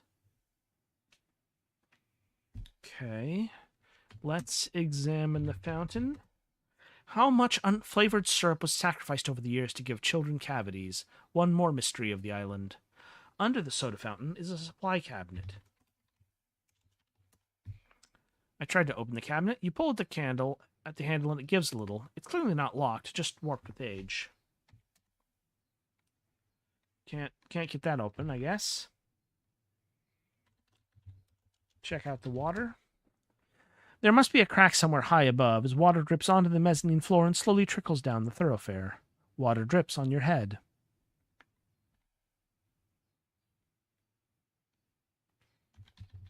Let's try going north to the laser tag arena.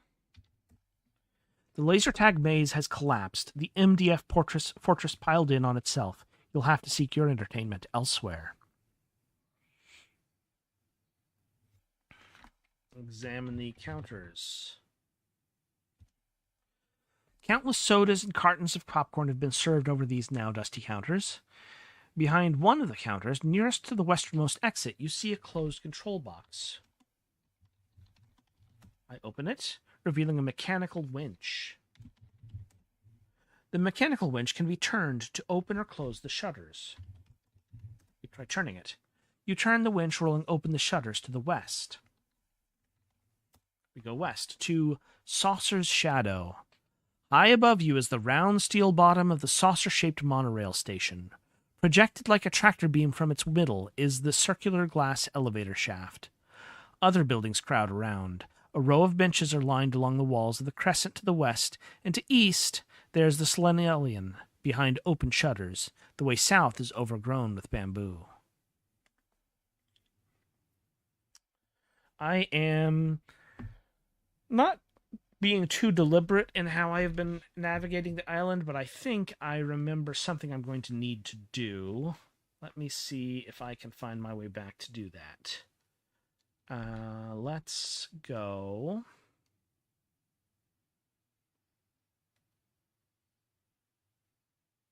south through the bamboo grove.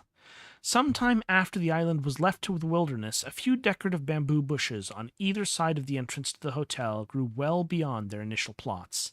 Now a whole courtyard is filled with the dense overgrowth. The only choice is to push through it. Somewhere on the south end of the bamboo, a door leads into the hotel, while the Hall of Light looms to the west. West to the magenta hallway. This part of the Hall of Light is littered with broken furniture, dragged from elsewhere in the park and piled up across the passage. On mosaic tiles in the center of the wallway is a cursive F. The hall leads off to the east and west, while a magenta door sits in the north wall.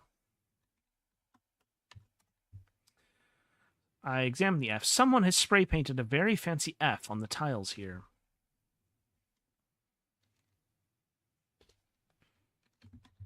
I check out the furniture. Tables, chairs, and benches have all been dragged into a makeshift barricade, blocking the passage. A particular thick pile is gathered on the northerly wall. Can I climb it? That's not something you can enter. I can go west, though, to the Burgundy Fire Pit. What was once an opulent hallway, bedecked with lights and tasteful 90s wave decor, now lies in ash and ruins. The roof has collapsed, burying the west end of the passage in a slope of rubble. The cause of the collapse is obvious. A giant fire pit fills most of the space. The hallway glows a soft magenta to the east. Rusted beer cans and old food wrappers litter the floor, and the walls are thick with graffiti.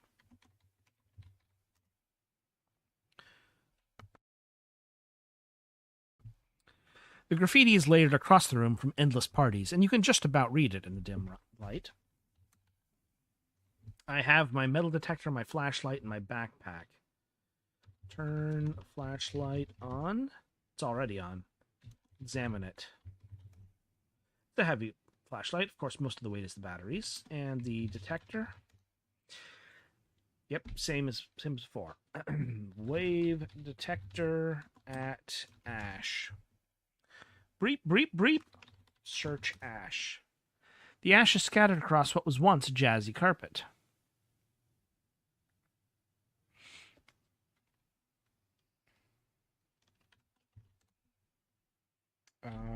Wave detector at carpet. Cool. I guess there's something metal there. Let's try going... Do we have exits? No. Examine the cans. No, can't see the cans. We can go west to the Hall of Light roof. The rooftop of the Hall of Light is slick with moss. It's stuck between the arcade to the north and the hotel to the south, which both tower over it. The roof is caved in to the east with a slope of rubble leading down. A sign reading, Hall of Light backwards, stretches over the west end, overlooking the garden below. A cracked drain pipe attached to the wall of the arcade is doing its best to nurture the moss. I'll check out the drain pipe. A long metal pipe runs from the top of the arcade roof down a story to the Hall of Light. It seems sturdy, aside from the slowly leaking crack. Okay, I want to come back here after I address something else. We're going to try and go back the way we've come. North to the Saucer Shadow, east, east. Whoop. Here we go. Let's go south to the West Hall, west to the Breezeway. No, back east to the West Hall, south to Tamerlane's, west to the water park. South to the south entrance, west to the west entrance, west again to the tunnel, south to the multi-purpose room. We kind of breezed through here before, but I think I actually do need to be here because, again, I've played through much of this, so I have a sense of where things are. The machine blocks a pair of double doors to the south. Another door to the north is accessible. A staircase along the east wall leads downward. Let's go down to the clubhouse storage area.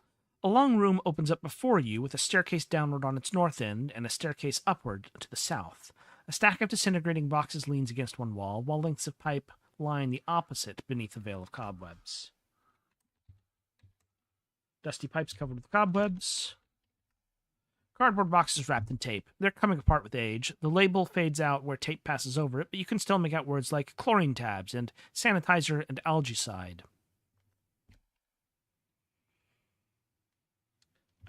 Let's examine stairs. Downward. The concrete stairs continue downward out of sight. Examine metal. Staircase.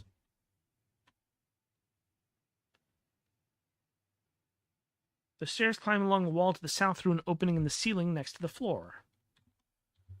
Pitching wedge. The pitching wedge knocks balls into a high arc thanks to its sharply angled striking surface, perfect for getting out of bunkers or approaching the green. This one has a handle reinforced with orange tape. Take it. I'm not sure where I was supposed to find that, but maybe it was in one of the pipes. Look in pipes. You peer into the pipes with your handy flashlight and see nothing. The links of pipe are empty. Yeah, there was a golf club in one of the pipes, and that's how you find it. Okay, let's go down further. You descend into the dankness of the tunnels below. We're back in the tunnels. You cast a horde of wild shadows across the wall. Golf course access tunnel. The air is saturated with moisture, so breathing is almost like sipping at a cool and slippery broth. A staircase ascends, growing mossier the higher it goes. Someone has scribbled all over the wall in orange paint, with an addendum in gold marker. Tunnels run northwest and east from here, though water has seeped down from above, flooding the eastern tunnel to the depths of your knees, at least. I examine the graffiti. The wall is decorated with mismatched block letters. I believe there must be a vast, world-stalking tiger. And another, neater hand is written in gold permanent marker. What? F. Here's our F again. Let's continue to the northwest, since the east path is flooded. Here's a peaceful tunnel. So quiet here. Maybe it's the angle of the walls, muting your footsteps like jazz drums. Someone has written on the wall in gold marker. Read writing. Examine graffiti. The gold letters read, "Nothing to say, Donald? F." Let's continue to the northwest. Bizarre tunnel. The ceiling is higher than you've seen elsewhere underground. The walls slope inward as they rise, the angles all somewhat askew. Someone had scribbled all over the wall in orange paint, with an added note in gold marker. Tunnels lead west, northeast, and southeast from here. A fence of metal wires blocks your way to the northeast. Read graffiti.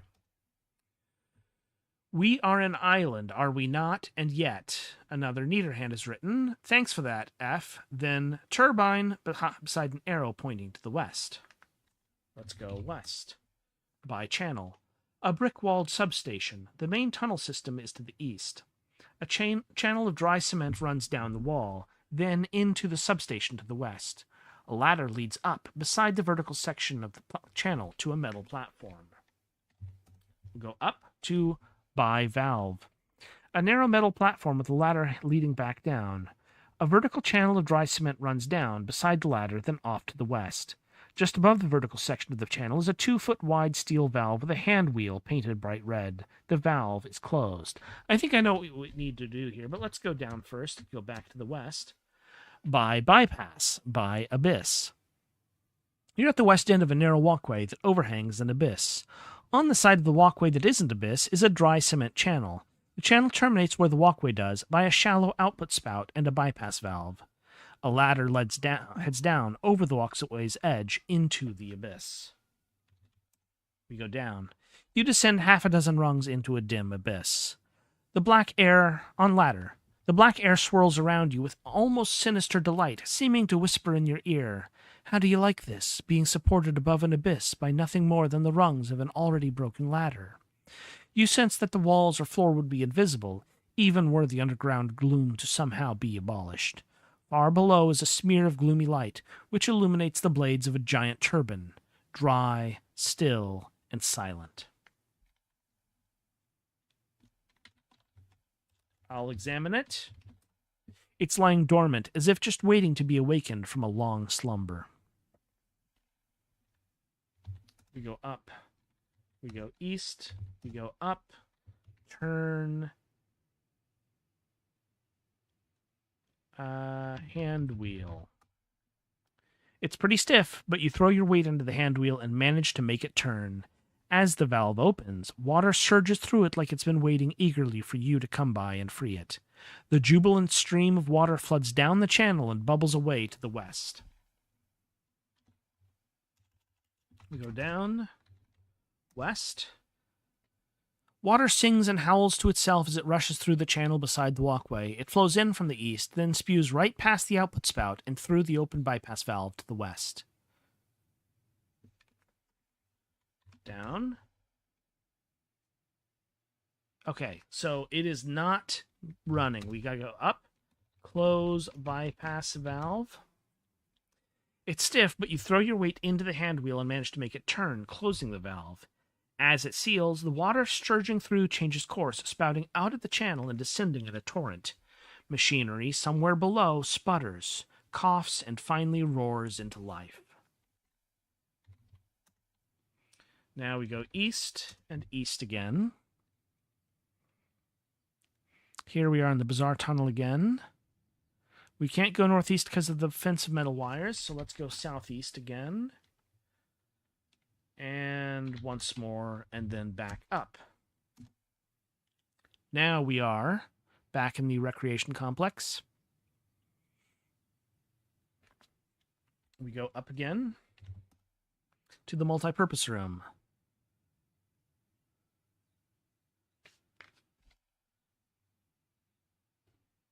Can we move the vending machine? The machine must be heavier than it looks because it's not budging. It's a grimy white box. It emits a soft hum. Open it. Look in it. It's empty. Close it.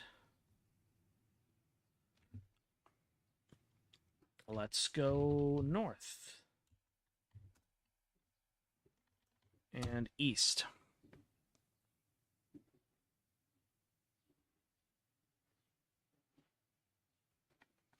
Let's examine the hotel. The hotel is a beacon overlooking the water park. It is by far the tallest structure on the island. Let's examine the tablet.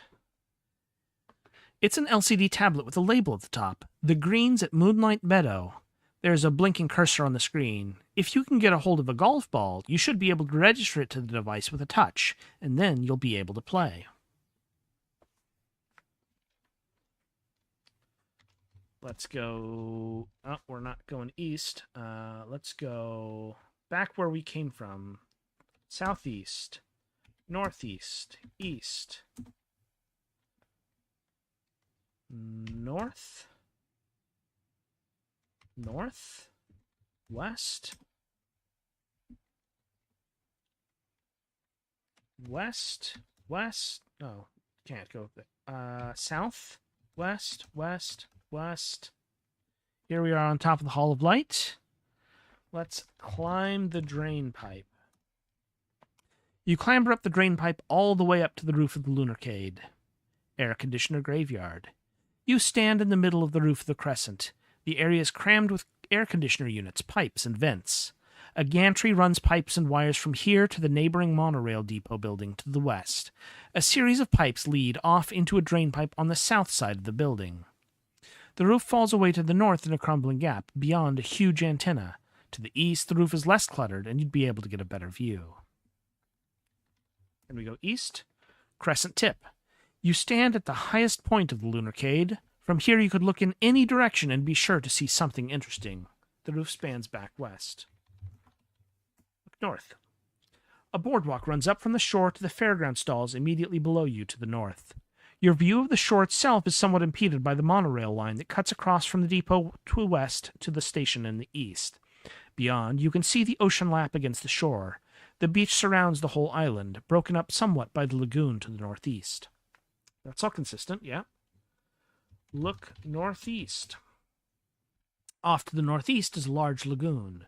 The green water is surrounded by rushes. The monorail line cuts through into the lagoon where you can make out a small island and a dome. Look east. Shaped like a flying saucer with a dome top and truncated sides, the Lunarcade's monorail station hovers to the east, held up above the boardwalk below by supports that attach it to the crescent on which you're currently standing, and the Selenelian further to the east. Short walkways connect the station to both buildings. The monorail line comes in from the northeast, from the direction of the lagoon, into the station and away out east to the depot. Peering over the rooftop, you see a gap in the side of the walkway. You could swing down from here. We'll consider that. Look southeast. The mall sprawls out on the east side of the island, a maze of concrete and glass. On the end closest to you, the Selenelian protrudes, a bulbous red carbuncle. Look south. The hotel juts out of the center of the island like an ancient standing stone reaching to the heavens. Look southwest. The pleasure gardens of Moondrop Isle burgeon on its Pacific-facing side. A path winds off south towards them. Look west. The monorail depot is a squat utilitarian building. The monorail line spills out of the depot, cutting over the Lunarcade to the station in the east. Look northwest. The view northwest is blocked by the towering monorail. The train line is held up on a concrete viaduct that winds its way around the island like a drunken tourist.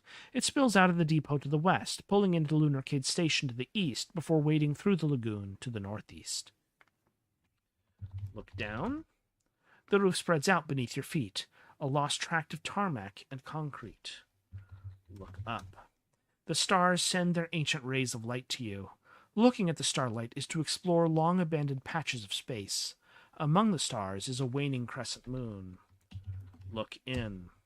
You'll need to look in a compass direction. Look out. I guess not. Okay, well.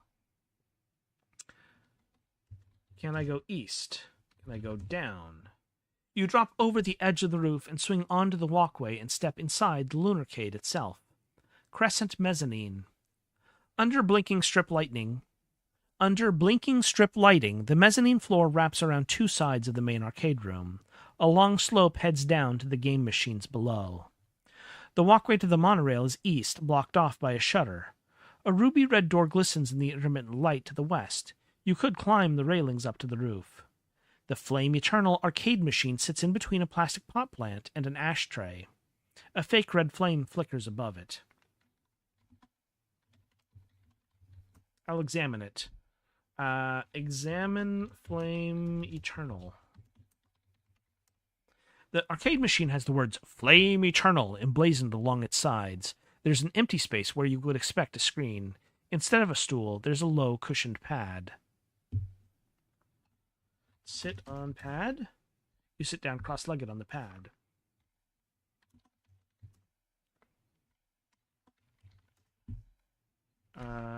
Play machine. You have nothing to serve as tokens. Oh, that is a fair point.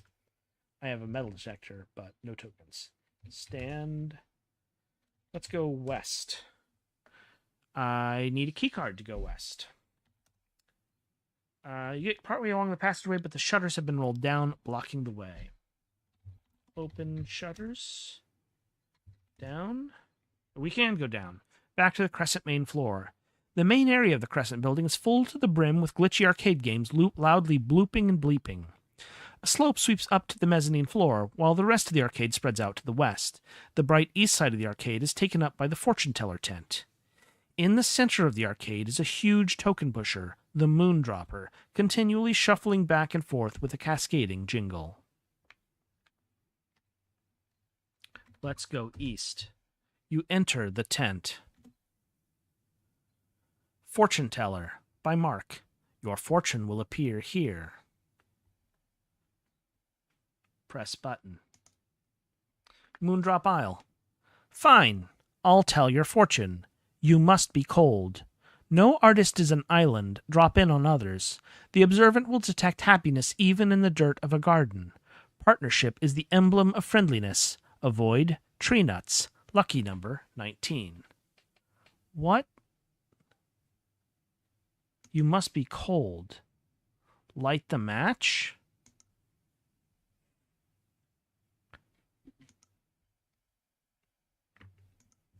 Oh, of course.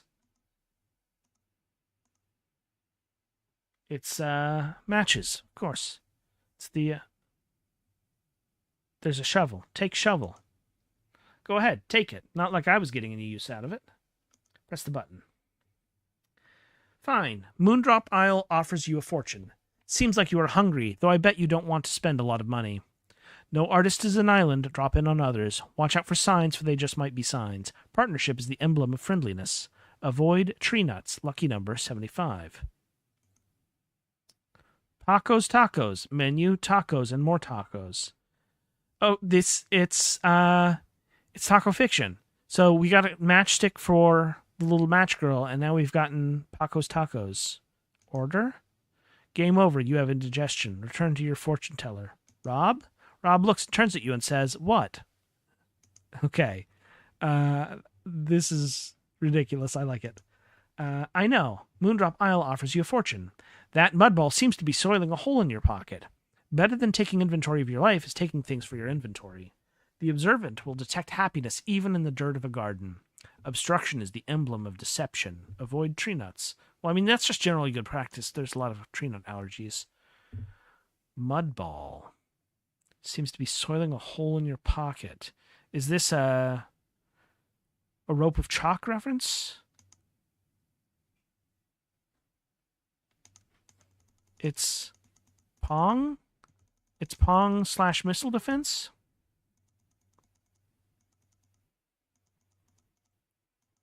What on earth? rcvita.net says, splat.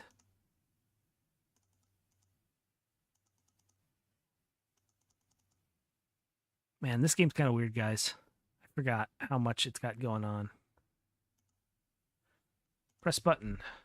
Fine, your fortune is in a drop. Find your way to a higher frequency. Life is a puzzle that leads to game. The observant will detect happiness even in the dirt of a garden. Where the waters flow, crabs keep their secrets. Avoid charlatans. Lucky number 99. Where the waters flow, crabs keep their secrets. These are clues. There are lots of clues. So we need to dig in the garden. This is something to like the mosaics on around the water park. There, certain animals need to be selected. Find your way to a higher frequency.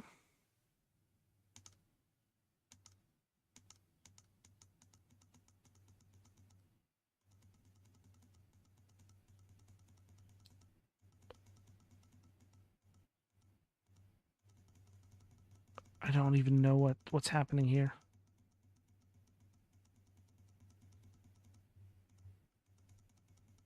There's a person. First contact, and now you are transversed beyond yourself. Okay, more fortunate. Oh, the fortune teller is a guinea pig now. Raitan. Let's go back to the Lunar Arcade. Remarkable. Okay, so that was the fortune teller tent. Let's check our inventory now. Examine shovel. A sturdy, dirty shovel.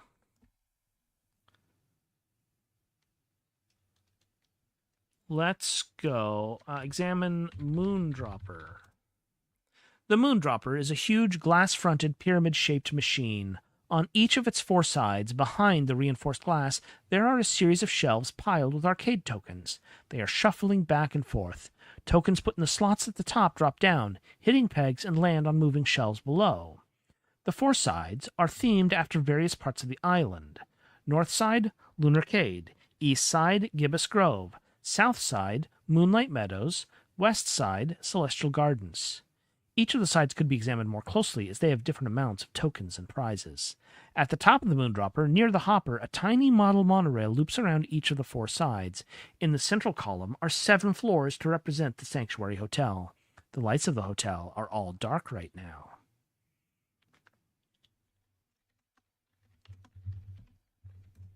All right, look at the tiny monorail. A miniature monorail train loops around each of the four sides, carrying a bucket on its back for dispensing additional tokens from the hopper. Let's examine the north side.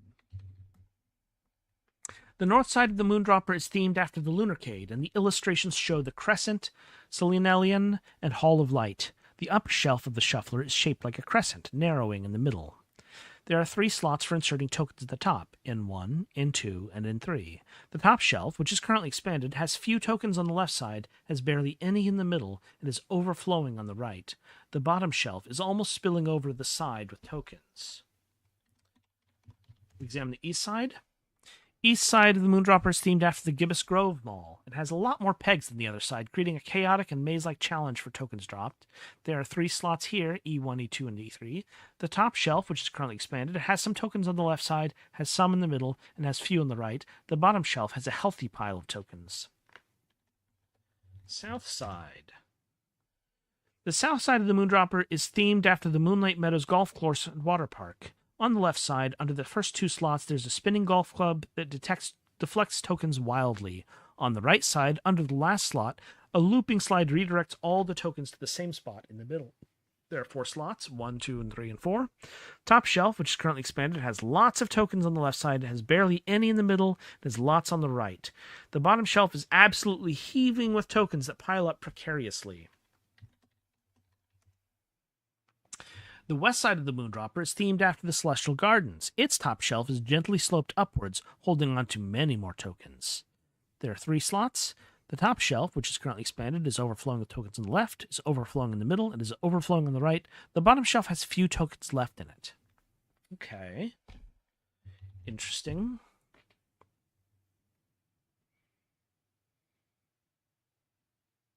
Let's go west from here. You walk through into the corner of the arcade and are surprised to see a lanky, middle-aged man huddling over alien emissaries. What a lousy score, says the man.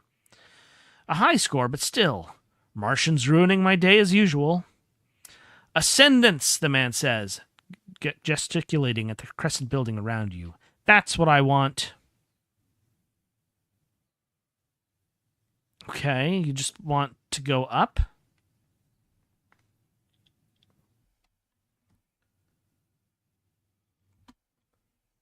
Renzo is the name. You're the one who got the lights back on. I saw them across the water, and I knew this might be my chance. I got high scores on all the machines back in the day, but I never got to try the machines in the VIP lounge. I think I can get in through the hole in the wall out by the boardwalk. To get up there, I'm going to do a trick I saw someone else try. Climb up the letters of the Lunarcade sign there. If you find any of the lost letters, I'll take them. Make it worth your while, too. He flashes a bag full of arcade tokens that glint in the arcade machine light. And with that, he wanders off deeper into the arcade, shouting, "See you on the boardwalk!" Dusty corner. A thick layer of slightly sticky dust clings to every surface of this forlorn corner. The promise of the Palace Parlor lies north, while the main area of the crescent is to the east. The only working game in this part of the arcade is Alien Emissaries. The prize redemption machine sits proudly in one corner. A scrunched-up spool of tickets lies discarded by the redemption center. Take tickets. I have 9 tickets. The arcade machines. These purple paper tickets can be redeemed at an automatic redemption center. Well, let's check out the redemption center. Various prizes fill the prize vending machine in 3 rows and 3 columns. Players of the arcade can get items from the machine if they have enough tickets. The prizes sit on rows A, B, and C. There aren't prices listed, but the rows and columns are marked out in the following way. Column 1 is 2, column 2 is 8, column 3 is 20, row A is 1, row B is 5, and row C is 10. Just take whatever prize you'd like to claim, and the machine will do the rest. In the Redemption Center are a kazoo in C1, an unsharpened pencil in A1, a bouncy ball in B1, a tacky necklace in A2, a yo-yo in A3, a Moondrop Isle wall map in B2, a plush guinea pig in B3, a Lunarcade strategy guide in C2, and a crescent sign in C3. I can afford what's in A2, which is a tacky necklace. I don't really want that. Let's take. Can we get B2? That's too expensive. B3 is way too expensive. I can do A1 for an unsharpened pencil, or A2 is the tacky necklace. B1 is a bouncy ball, and that's it. Well, I will save my tickets for one of the more appealing options like that plush guinea pig. Let's examine Alien Emissaries. The Alien Emissaries game hums with life. On the screen it says, high score 12. Insert token to begin. Let's see what's in this palace parlor to the north. You walk into the palace parlor, the lights flickering. Your gaze settles upon the hulking mass by the main entrance. Several guinea pigs run out of it. Palace Parlor. The main entrance of the arcade is mostly made up of smashed claw machines, their glass broken and their prizes long since taken. A large body, bulbous, pulsating, and damp, lies sprawled across the eastern exit. Among the claw machines, one remains untouched, Ticket Taker. You can also see a white speckled guinea pig, Ebenezabeth, and Sir Ebenezer Scrooge here. Let's examine Ticket Taker. Ticket Taker is a classic claw machine, a reinforced glass cube with a mechanical crane, controlled by a joystick which can move up, down, left, and right, and one button to drop and grab. The rewards in this machine are all colored rolls of tickets, worthless to most visitors to the aisle while the electricity has been down. The machine is fixed to the wall with a securing bolt to prevent it being shook. And we've got our Ebenezabeth and Sir Ebenezer Scrooge guinea pigs with us. Let's go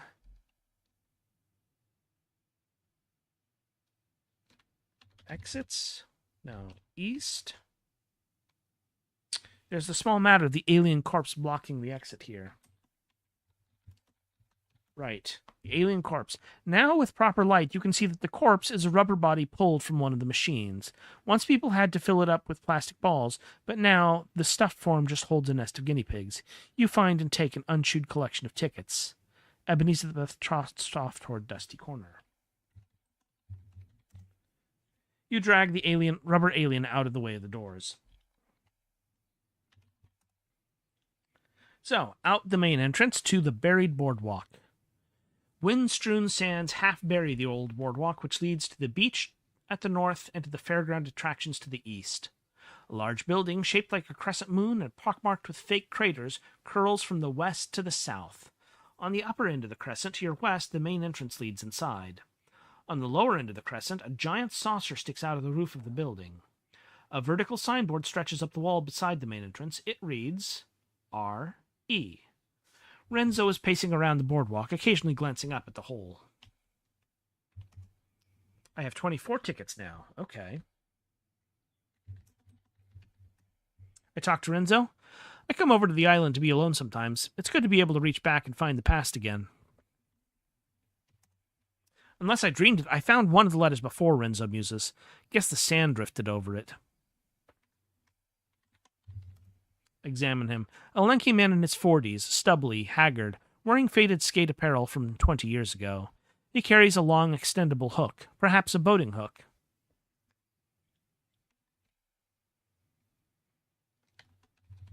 I examine the sign.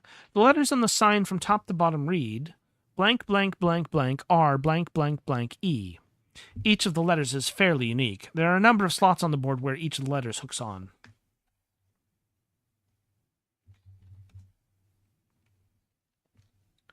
Let's wave at sand.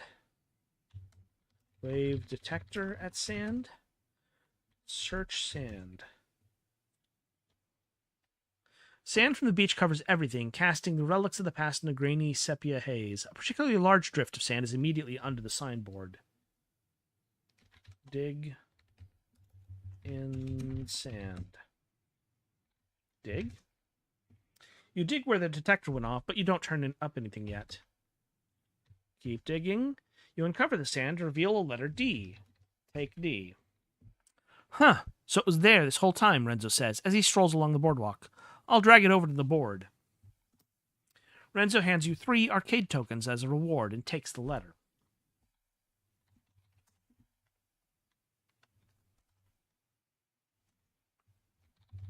Okay.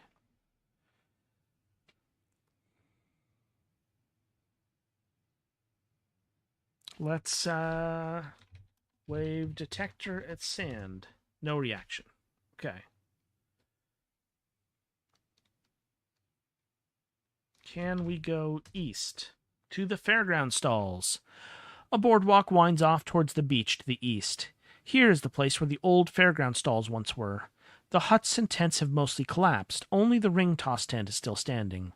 The boardwalk winds between 2 large buildings to the south. Down a precipitous bank, a green lagoon spreads out across much of the northeast side of the island. Let's examine the tents. A sun-bleached board says 1 token equals 3 rings. From outside the tent, it's hard to get a good look. Tent flaps are closed over the tent. Open tent. You open the ring toss tent, revealing nothing. Enter tent. You squeeze into the tent, its tarpaulin hanging low. There's not much left here but the counter. Examine the counter. One of the few remaining flat surfaces here is the counter to the long-collapsed ring toss game. There's a little shelf behind the counter. Look on shelf. Examine the shelf. The shelf must have been where the ring toss workers once kept spare rings, and at some point left some tokens. On the little shelf is a handful of tokens. Take tokens. You add the 9 tokens to your collection. Out. Examine the boardwalk. Wave detector at sand. No reaction. Let's go south.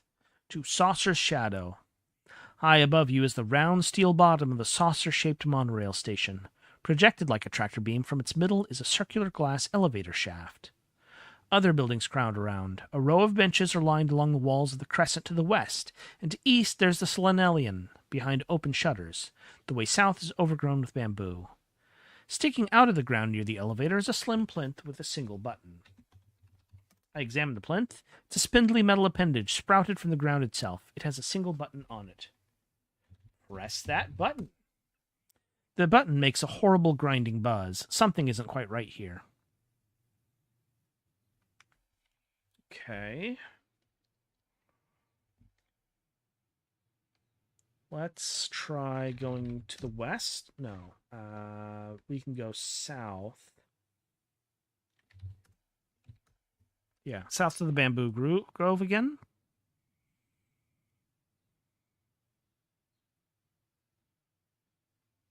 We can go west to the Hall of Light. Can we go north? You push on the door, but it's blocked by all this furniture. Can we move furniture? You spend 20 minutes dragging the furniture to the side of the room, allowing free passage. As you do, you reveal a previously blocked-off door to the north. North, it brings us to the Crescent main floor. The main area of the Crescent building is full to the brim with glitchy arcade games loudly blooping and bleeping. Okay, yes. Here's the Moondropper. We have 24 tickets and 12 tokens. I think we can get a lot more tokens here. Let's examine the north side. It's overflowing on the right. Let's wait. Okay. Let's put token in N3. You place the token into the N3 chute. It bounces off a series of pegs, landing on the right as expected. The token lands on a pile of other tokens on the contracted top shelf, shunting some down onto the shelf below. 3 tokens drop down into the tray.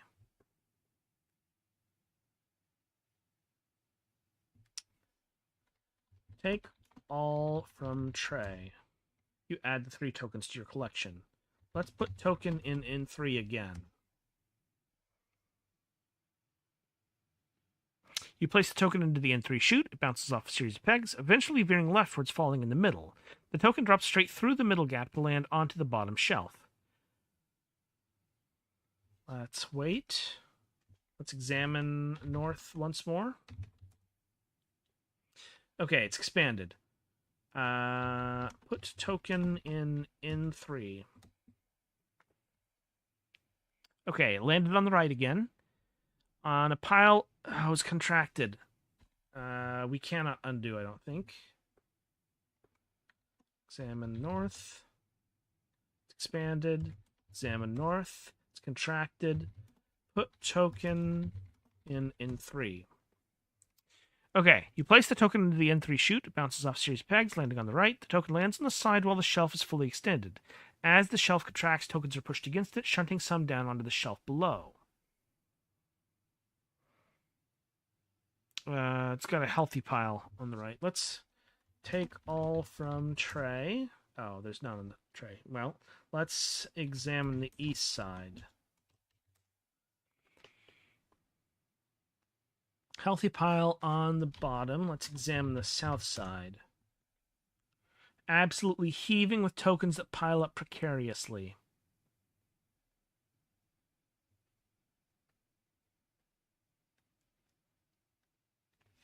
Let's examine it once so that it contracts, and now let's insert token in S3. It bounces off a series of pegs to land in the middle as expected. As the shelf moves out, the token falls flat in an empty space on the shelf.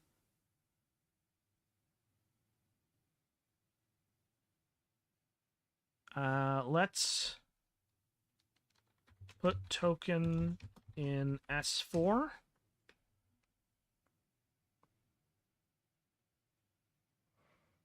The water slide catches the token and sends it into the splash pool themed center of the top shelf. The token lands on a pile of other tokens on the contracted top shelf. Let's do it once more. As the shelf contracts, the tokens are pushed against it. Let's wait until it contracts and put it token in S2. You place the token into the S2 chute and it immediately hits the swinging golf club, which sends it off into the overspill. The machine intones 4. The ground floor of the hotel lights up in the central column of Moondropper. Ooh. What if we do it again? Another floor of the hotel lights up. Again. Again. Again. Again. You place the token into the S2 chute and it immediately hits the swinging golf club, which sends it off into the overspill. The final floor of the hotel lights up. Tokens from the overspill are moved by hidden means to the hopper, which spills out into the back of the monorail. The little train runs a complete circuit around each of the 4 sides before picking the east side, raining tokens down on the gibbous grove.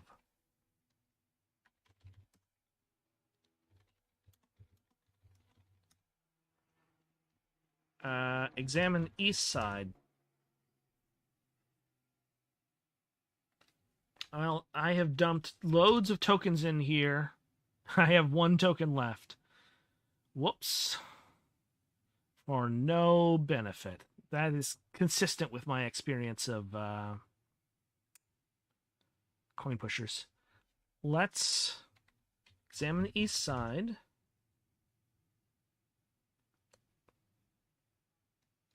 Currently contracted.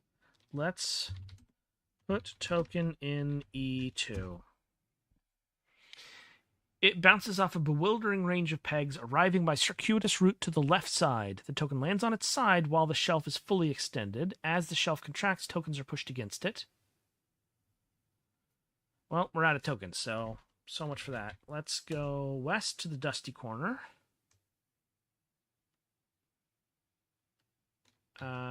East, south, west. Here's the Burgundy Fire Pit.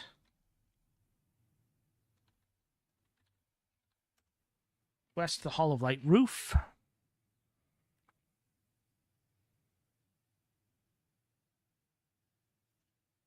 There's a garden below. Let's examine the sign. The Hall of Light is a long, low building with its middle caved in. On the west end, there's a back of a sign. The sign has painted letters except for the H and L, which are huge and modular, slotted in place. Okay, so this is the back where we can actually see the... Okay.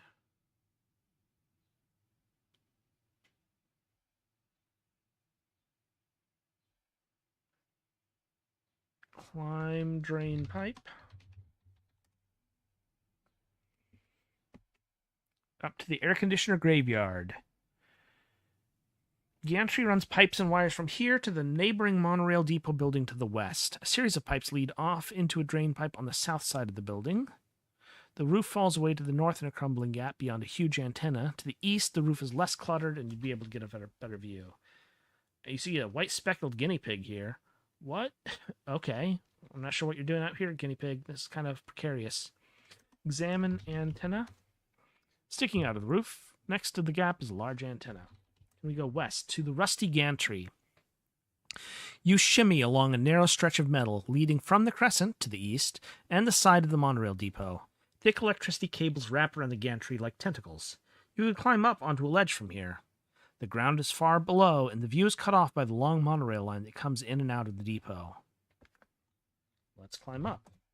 Carefully, you make your way up to the Moondrop Isle Monorail System by Ryan Veeder. Catwalk. The walkway over the roof, its railings, and the pipes below are all covered in rust and clambering vines. They rattle in time with your every movement. A doorway stands at the west end of the catwalk, or you could climb back down to the gantry. Let's go west to the doorway. Top of the stairs. A low, angular space. The way out is east. We go down. Bottom of the stairs. The stairwell is a cramped concrete cube. An exit leads west. The depot. A cool breeze runs through the cavernous station, spreading dead leaves over the platform. The beam of the monorail track runs in from the east and end and out of the west, between thick trees and out of sight. The train itself is not in evidence. An LED marquee is mounted on the wall nearby. There aren't any benches. Guests aren't supposed to be here. Doorways lead east and south. I examine the marquee. The marquee is blank. Let's go east to the... That's where we just came from. Go back west. Let's go south to the top of the stairs. This stairwell is cold. The way out to the platform is north. We go down to the bottom of the stairs. It's even colder down here. Are you underground? The way out is east. East to the control room. Towering machines crowd the walls and make a cramped maze out of what would otherwise be a spacious chamber. At the center of the room stands a console the size of a conference table. There's only one chair. The stairwell is west. Examine that chair. Old-fashioned and unergonomic. Sit. You take an uncomfortable seat. Examine the console. The indicators and instruments across the table's surface are labeled alarm light, alarm silence, beam power, breaker F, breaker G, charger status, fence power, inverter status, lamp test, overcharge, PA, stabilizer status, station status, system master, temperature monitor, and train position monitor. A huge binder rests on the one corner that isn't hosting a device. Built into the side of the console is a sort of cabinet door. The cabinet door has a full keyboard grafted into it. Let's examine that binder. Moondrop Isle Monorail System Operations and Troubleshooting is the title of this heavy tome. A glance at the first few pages reveals that the whole thing is organized alphabetically, one component to a page. You'll have to look up each component individually.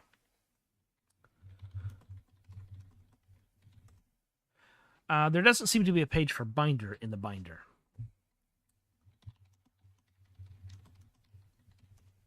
There doesn't seem to be a page for monorail in the binder.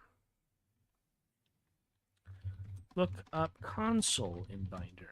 That's not... Oh, look up console in binder. Look up cabinet door in binder. Look up alarm light in binder. Here's what you find in the binder. Alarm light. Alarm light illuminates to indicate breakdown of monorail systems, may be triggered by conductor. To cancel alarm, hold down alarm silence button for 8 seconds. Examine alarm light. The alarm light label is glued over a small circular indicator. The indicator is unlit. I examine the alarm silence label is glued over a large black button. Look up alarm silence. Here's what you find in the binder. To cancel alarm, hold down alarm silence button for 8 seconds. If alarm does not cancel, confirm silence recovery before holding down button again.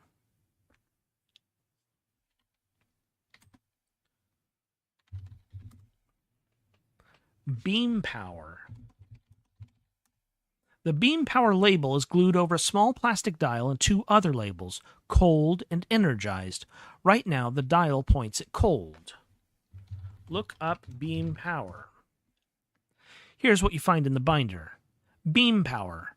First confirm temperature monitor. Turn beam power to energized. Okay. Temperature monitor. Examine temperature monitor. The temperature monitor label is glued over a 7-segment display. The display is unlit. Look up temperature monitor. First confirm rectifier input. If system temperature exceeds 113 degrees F, engage SCS. Examine rectifier input.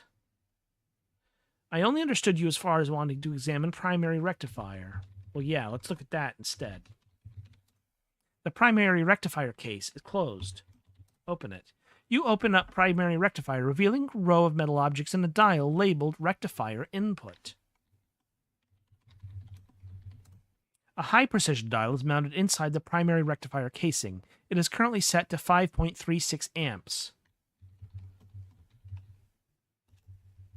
rectifier input.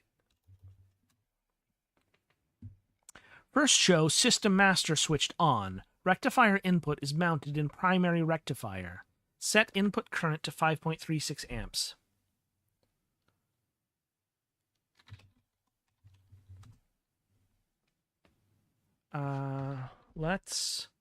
While we're here, examine me. Not bad at all. About. That's not a verb. Hint. Zizzy? Yeah, I didn't think so. Okay, let's look up each component individually. System master. The system master label is glued over a large metal dial currently in the off position. I look up the system master. Follow these steps to commence monorail operation, confirming all subsystems in this order. Turn the system master dial on. Show energized on beam power. Confirm rectifier input. Show inverter status is lit. Show charger status is lit. Show stabilizer status is lit. Show unlocked on main lock. Turn system master on. The dial puts up some considerable resistance until it clicks loudly into the on position. LEDs come to life across the surface of the console, and the room begins to hum loudly. Examine beam power. The beam power label is glued over a small plastic dial and two other labels, cold and energized. Right now, the dial points to cold.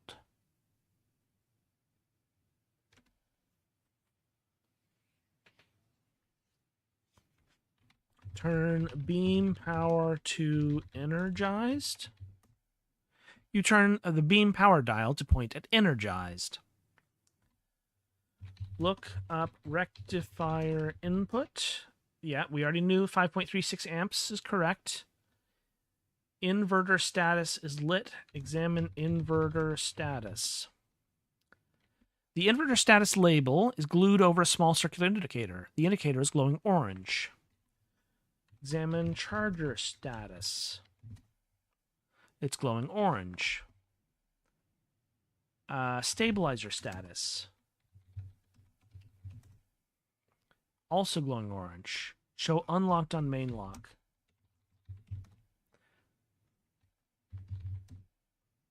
Examine the console. Beam power, breaker F, breaker G, charger status, fence power, inverter status, lamp test, overcharge, PA, stabilizer status, station status, system master, temperature monitor, and train position monitor. Train position monitor. The display reads 23. Okay, it's just sitting at 23. Look up train position monitor. Use train position monitor to verify position of monorail train. Look up temperature monitor. If system temperature exceeds 113, engage SCS. Look up SCS. Supplemental cooling subsystem. First confirm temperature monitor. To engage SCS, supplemental cooling subsystem, toggle olive toggle. Examine olive toggle. You don't see any olive toggle anywhere. Look up olive toggle. There doesn't seem to be a page for olive toggle in the binder. Really? That's concerning. Let's examine the console. Examine station status. The station status label is glued over a row of 6 lights, all dark. Look up station status. The station status illuminates to indicate status of individual monorail stations. Okay.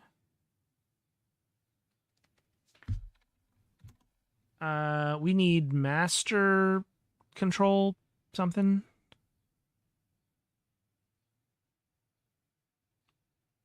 System master. Look up system master. Look up main lock. Here's what you find in the binder.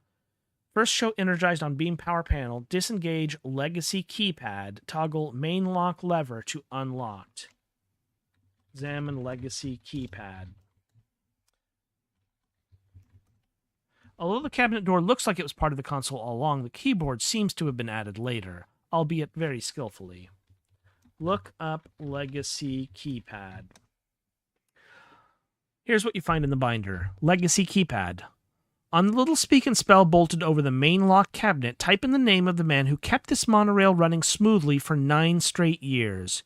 You thought, if he does the job this well, it must be real easy. Let's find someone younger and better looking to do the same job at half his salary. But first, let's ask him to write up exhaustive documentation of the whole system. Train his replacement by proxy, essentially, so that we don't have to keep him around for any longer than absolutely necessary. Type in my name, Emmanuel Dorf, including the space, in all capital letters, to open the main lock cabinet. Any attempt to disable or tamper with the legacy keypad will cause the monorail to explode.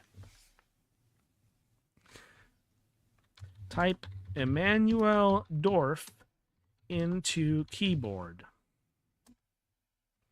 You type Emmanuel Dorf on the keypad. Something whirs inside the console. Then the cabinet door swings violently open, narrowly missing your hand. Inside the cabinet is a heavy lever, labeled Main Lock. The main lock label is glued over a lever that looks like it should be in a nuclear submarine. At the moment, the lever is in the locked position. Unlock main lock. With both hands, you reach into the cabinet and pull at the lever. It is heavy. It does not want to move. But you keep pulling until it gives away, throwing you backward and slamming into the unlocked position. You hear something rumbling overhead. The cabinet door swings shut.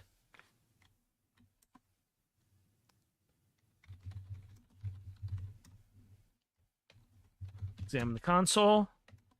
Train position monitor. The display reads 25. Success. We got the monorail moving, folks. Let's go out. You stand up and rub your back. West. Back up. North. A cool breeze runs through the cavernous station, spreading dead leaves over the platform. The beam of the monorail track runs in from the east end and out to the west, between thick trees and out of sight. The train itself is not in evidence. An LED marquee is mounted on the wall nearby. Train arriving in 19 minutes is spelled out in dim orange lights. There aren't any benches. Guests aren't supposed to be here. Doorways lead east and south.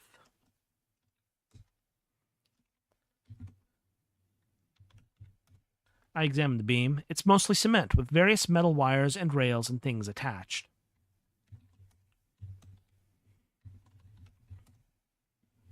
Lightweight and easy to lug around, depending on what you carry in it. A silver pin is pinned to the fabric. Pin depicts a graceful hand reaching forward inquisitively. A sturdy, dirty shovel.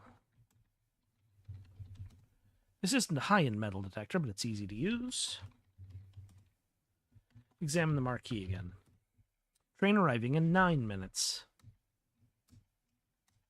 We wait. 9 minutes. The monorail train arrives, slowing to a stop as it reaches a platform. I examine the train. It really doesn't look like it should be running as smoothly as it is. The doors of the monorail open. Please allow others to disembark before boarding the monorail, the recorded voice says. Enter train. Monorail car. Steel poles stand at intervals along the length of the car. At either end is a grubby vinyl bench. Grime and graffiti cover the windows. The train doors are open. I examine the graffiti. The largest graffito is a circular message. Victor loves Michelle, loves Victor. There isn't much of a view through all the paint. The doors are closing. Please stand clear, says the recorded voice, and the doors close. We wait. Time passes. You feel a lurch as the train leaves the station. The train hurtles into the trees. Leaves and branches scrape against the windows. You emerge from the trees. Now you're flying over an immense garden. Sequoias tower above you. The train approaches a huge greenhouse, rushes inside. Now arriving at Endymion Gardens, the soothing voice announces. The train slows down. The train doors slide open. Time passes. The doors are closing. Please stand clear, says the recorded voice, and the doors close. You feel a lurch as the train leaves the station. The train emerges from the greenhouse, and you're speeding over the garden. The hotel tower looms to the east. The track curves over the golf course and past a broad brick building. A path over the roof leads to a large, smooth dome. Time passes. Now arriving at Constellation Bay, the soothing voice announces. The train slows down. The train doors slide open. Time passes. The doors are closing. Please stand clear, says the recorded voice, and the doors close. You feel a lurch as the train leaves the station. Passing over the water park, you get a glimpse of its real structure, its true shape, for an instant. The train passes through a tunnel. Now you're inside the mall, above the food court, zooming over tables and chairs. Now arriving at Gibbous Grove Shopping Center, the soothing voice announces. The train slows down. The train doors slide open. Time passes. The doors are closing. Please stand clear, says the recorded voice, and the doors close. We're killing time here because the monorail is the only way to get to the place in the lagoon. And so that is where I think we will end our session today. So we are continuing. The train leaves the food court behind and emerges from the mall into open air. The train is heading toward the shore, toward your kayak. Now arriving at Moondrop Isle Wharf, the soothing voice announces. The train slows down. The train doors slide open. Time passes. The doors are closing. Please stand clear, says the recorded voice, and the doors close. You feel a lurch as the train leaves the station. As the train speeds up, you get a view of the beach, the mall, the hotel beyond. The track curves over the sand toward a lagoon. A dome rises from the center of the pond. Now arriving at Skyview Lagoon, the soothing voice announces. The train slows down. The train doors slide open. Out. You step through the doors. Monorail station. The train is parked here, engines thrumming. A very long ramp curves down from the platform into a jungle of long grass and overgrown shrubbery. Down. To the water's edge. You take your time walking down the ramp. The paved path comes to a stop at a broad, brackish pond. A bridge of sorts leads south over the water toward a dark island. Behind you, a very, very long ramp leads up to the monorail platform. You can see Linus here. Linus is watching you. Thank you so much for joining me as we have embarked upon this first foray into Moondrop Isle. We shall reconvene again in the future, and I look forward to our next session while we try to unravel the mysteries that are still to be found within. Thanks for watching.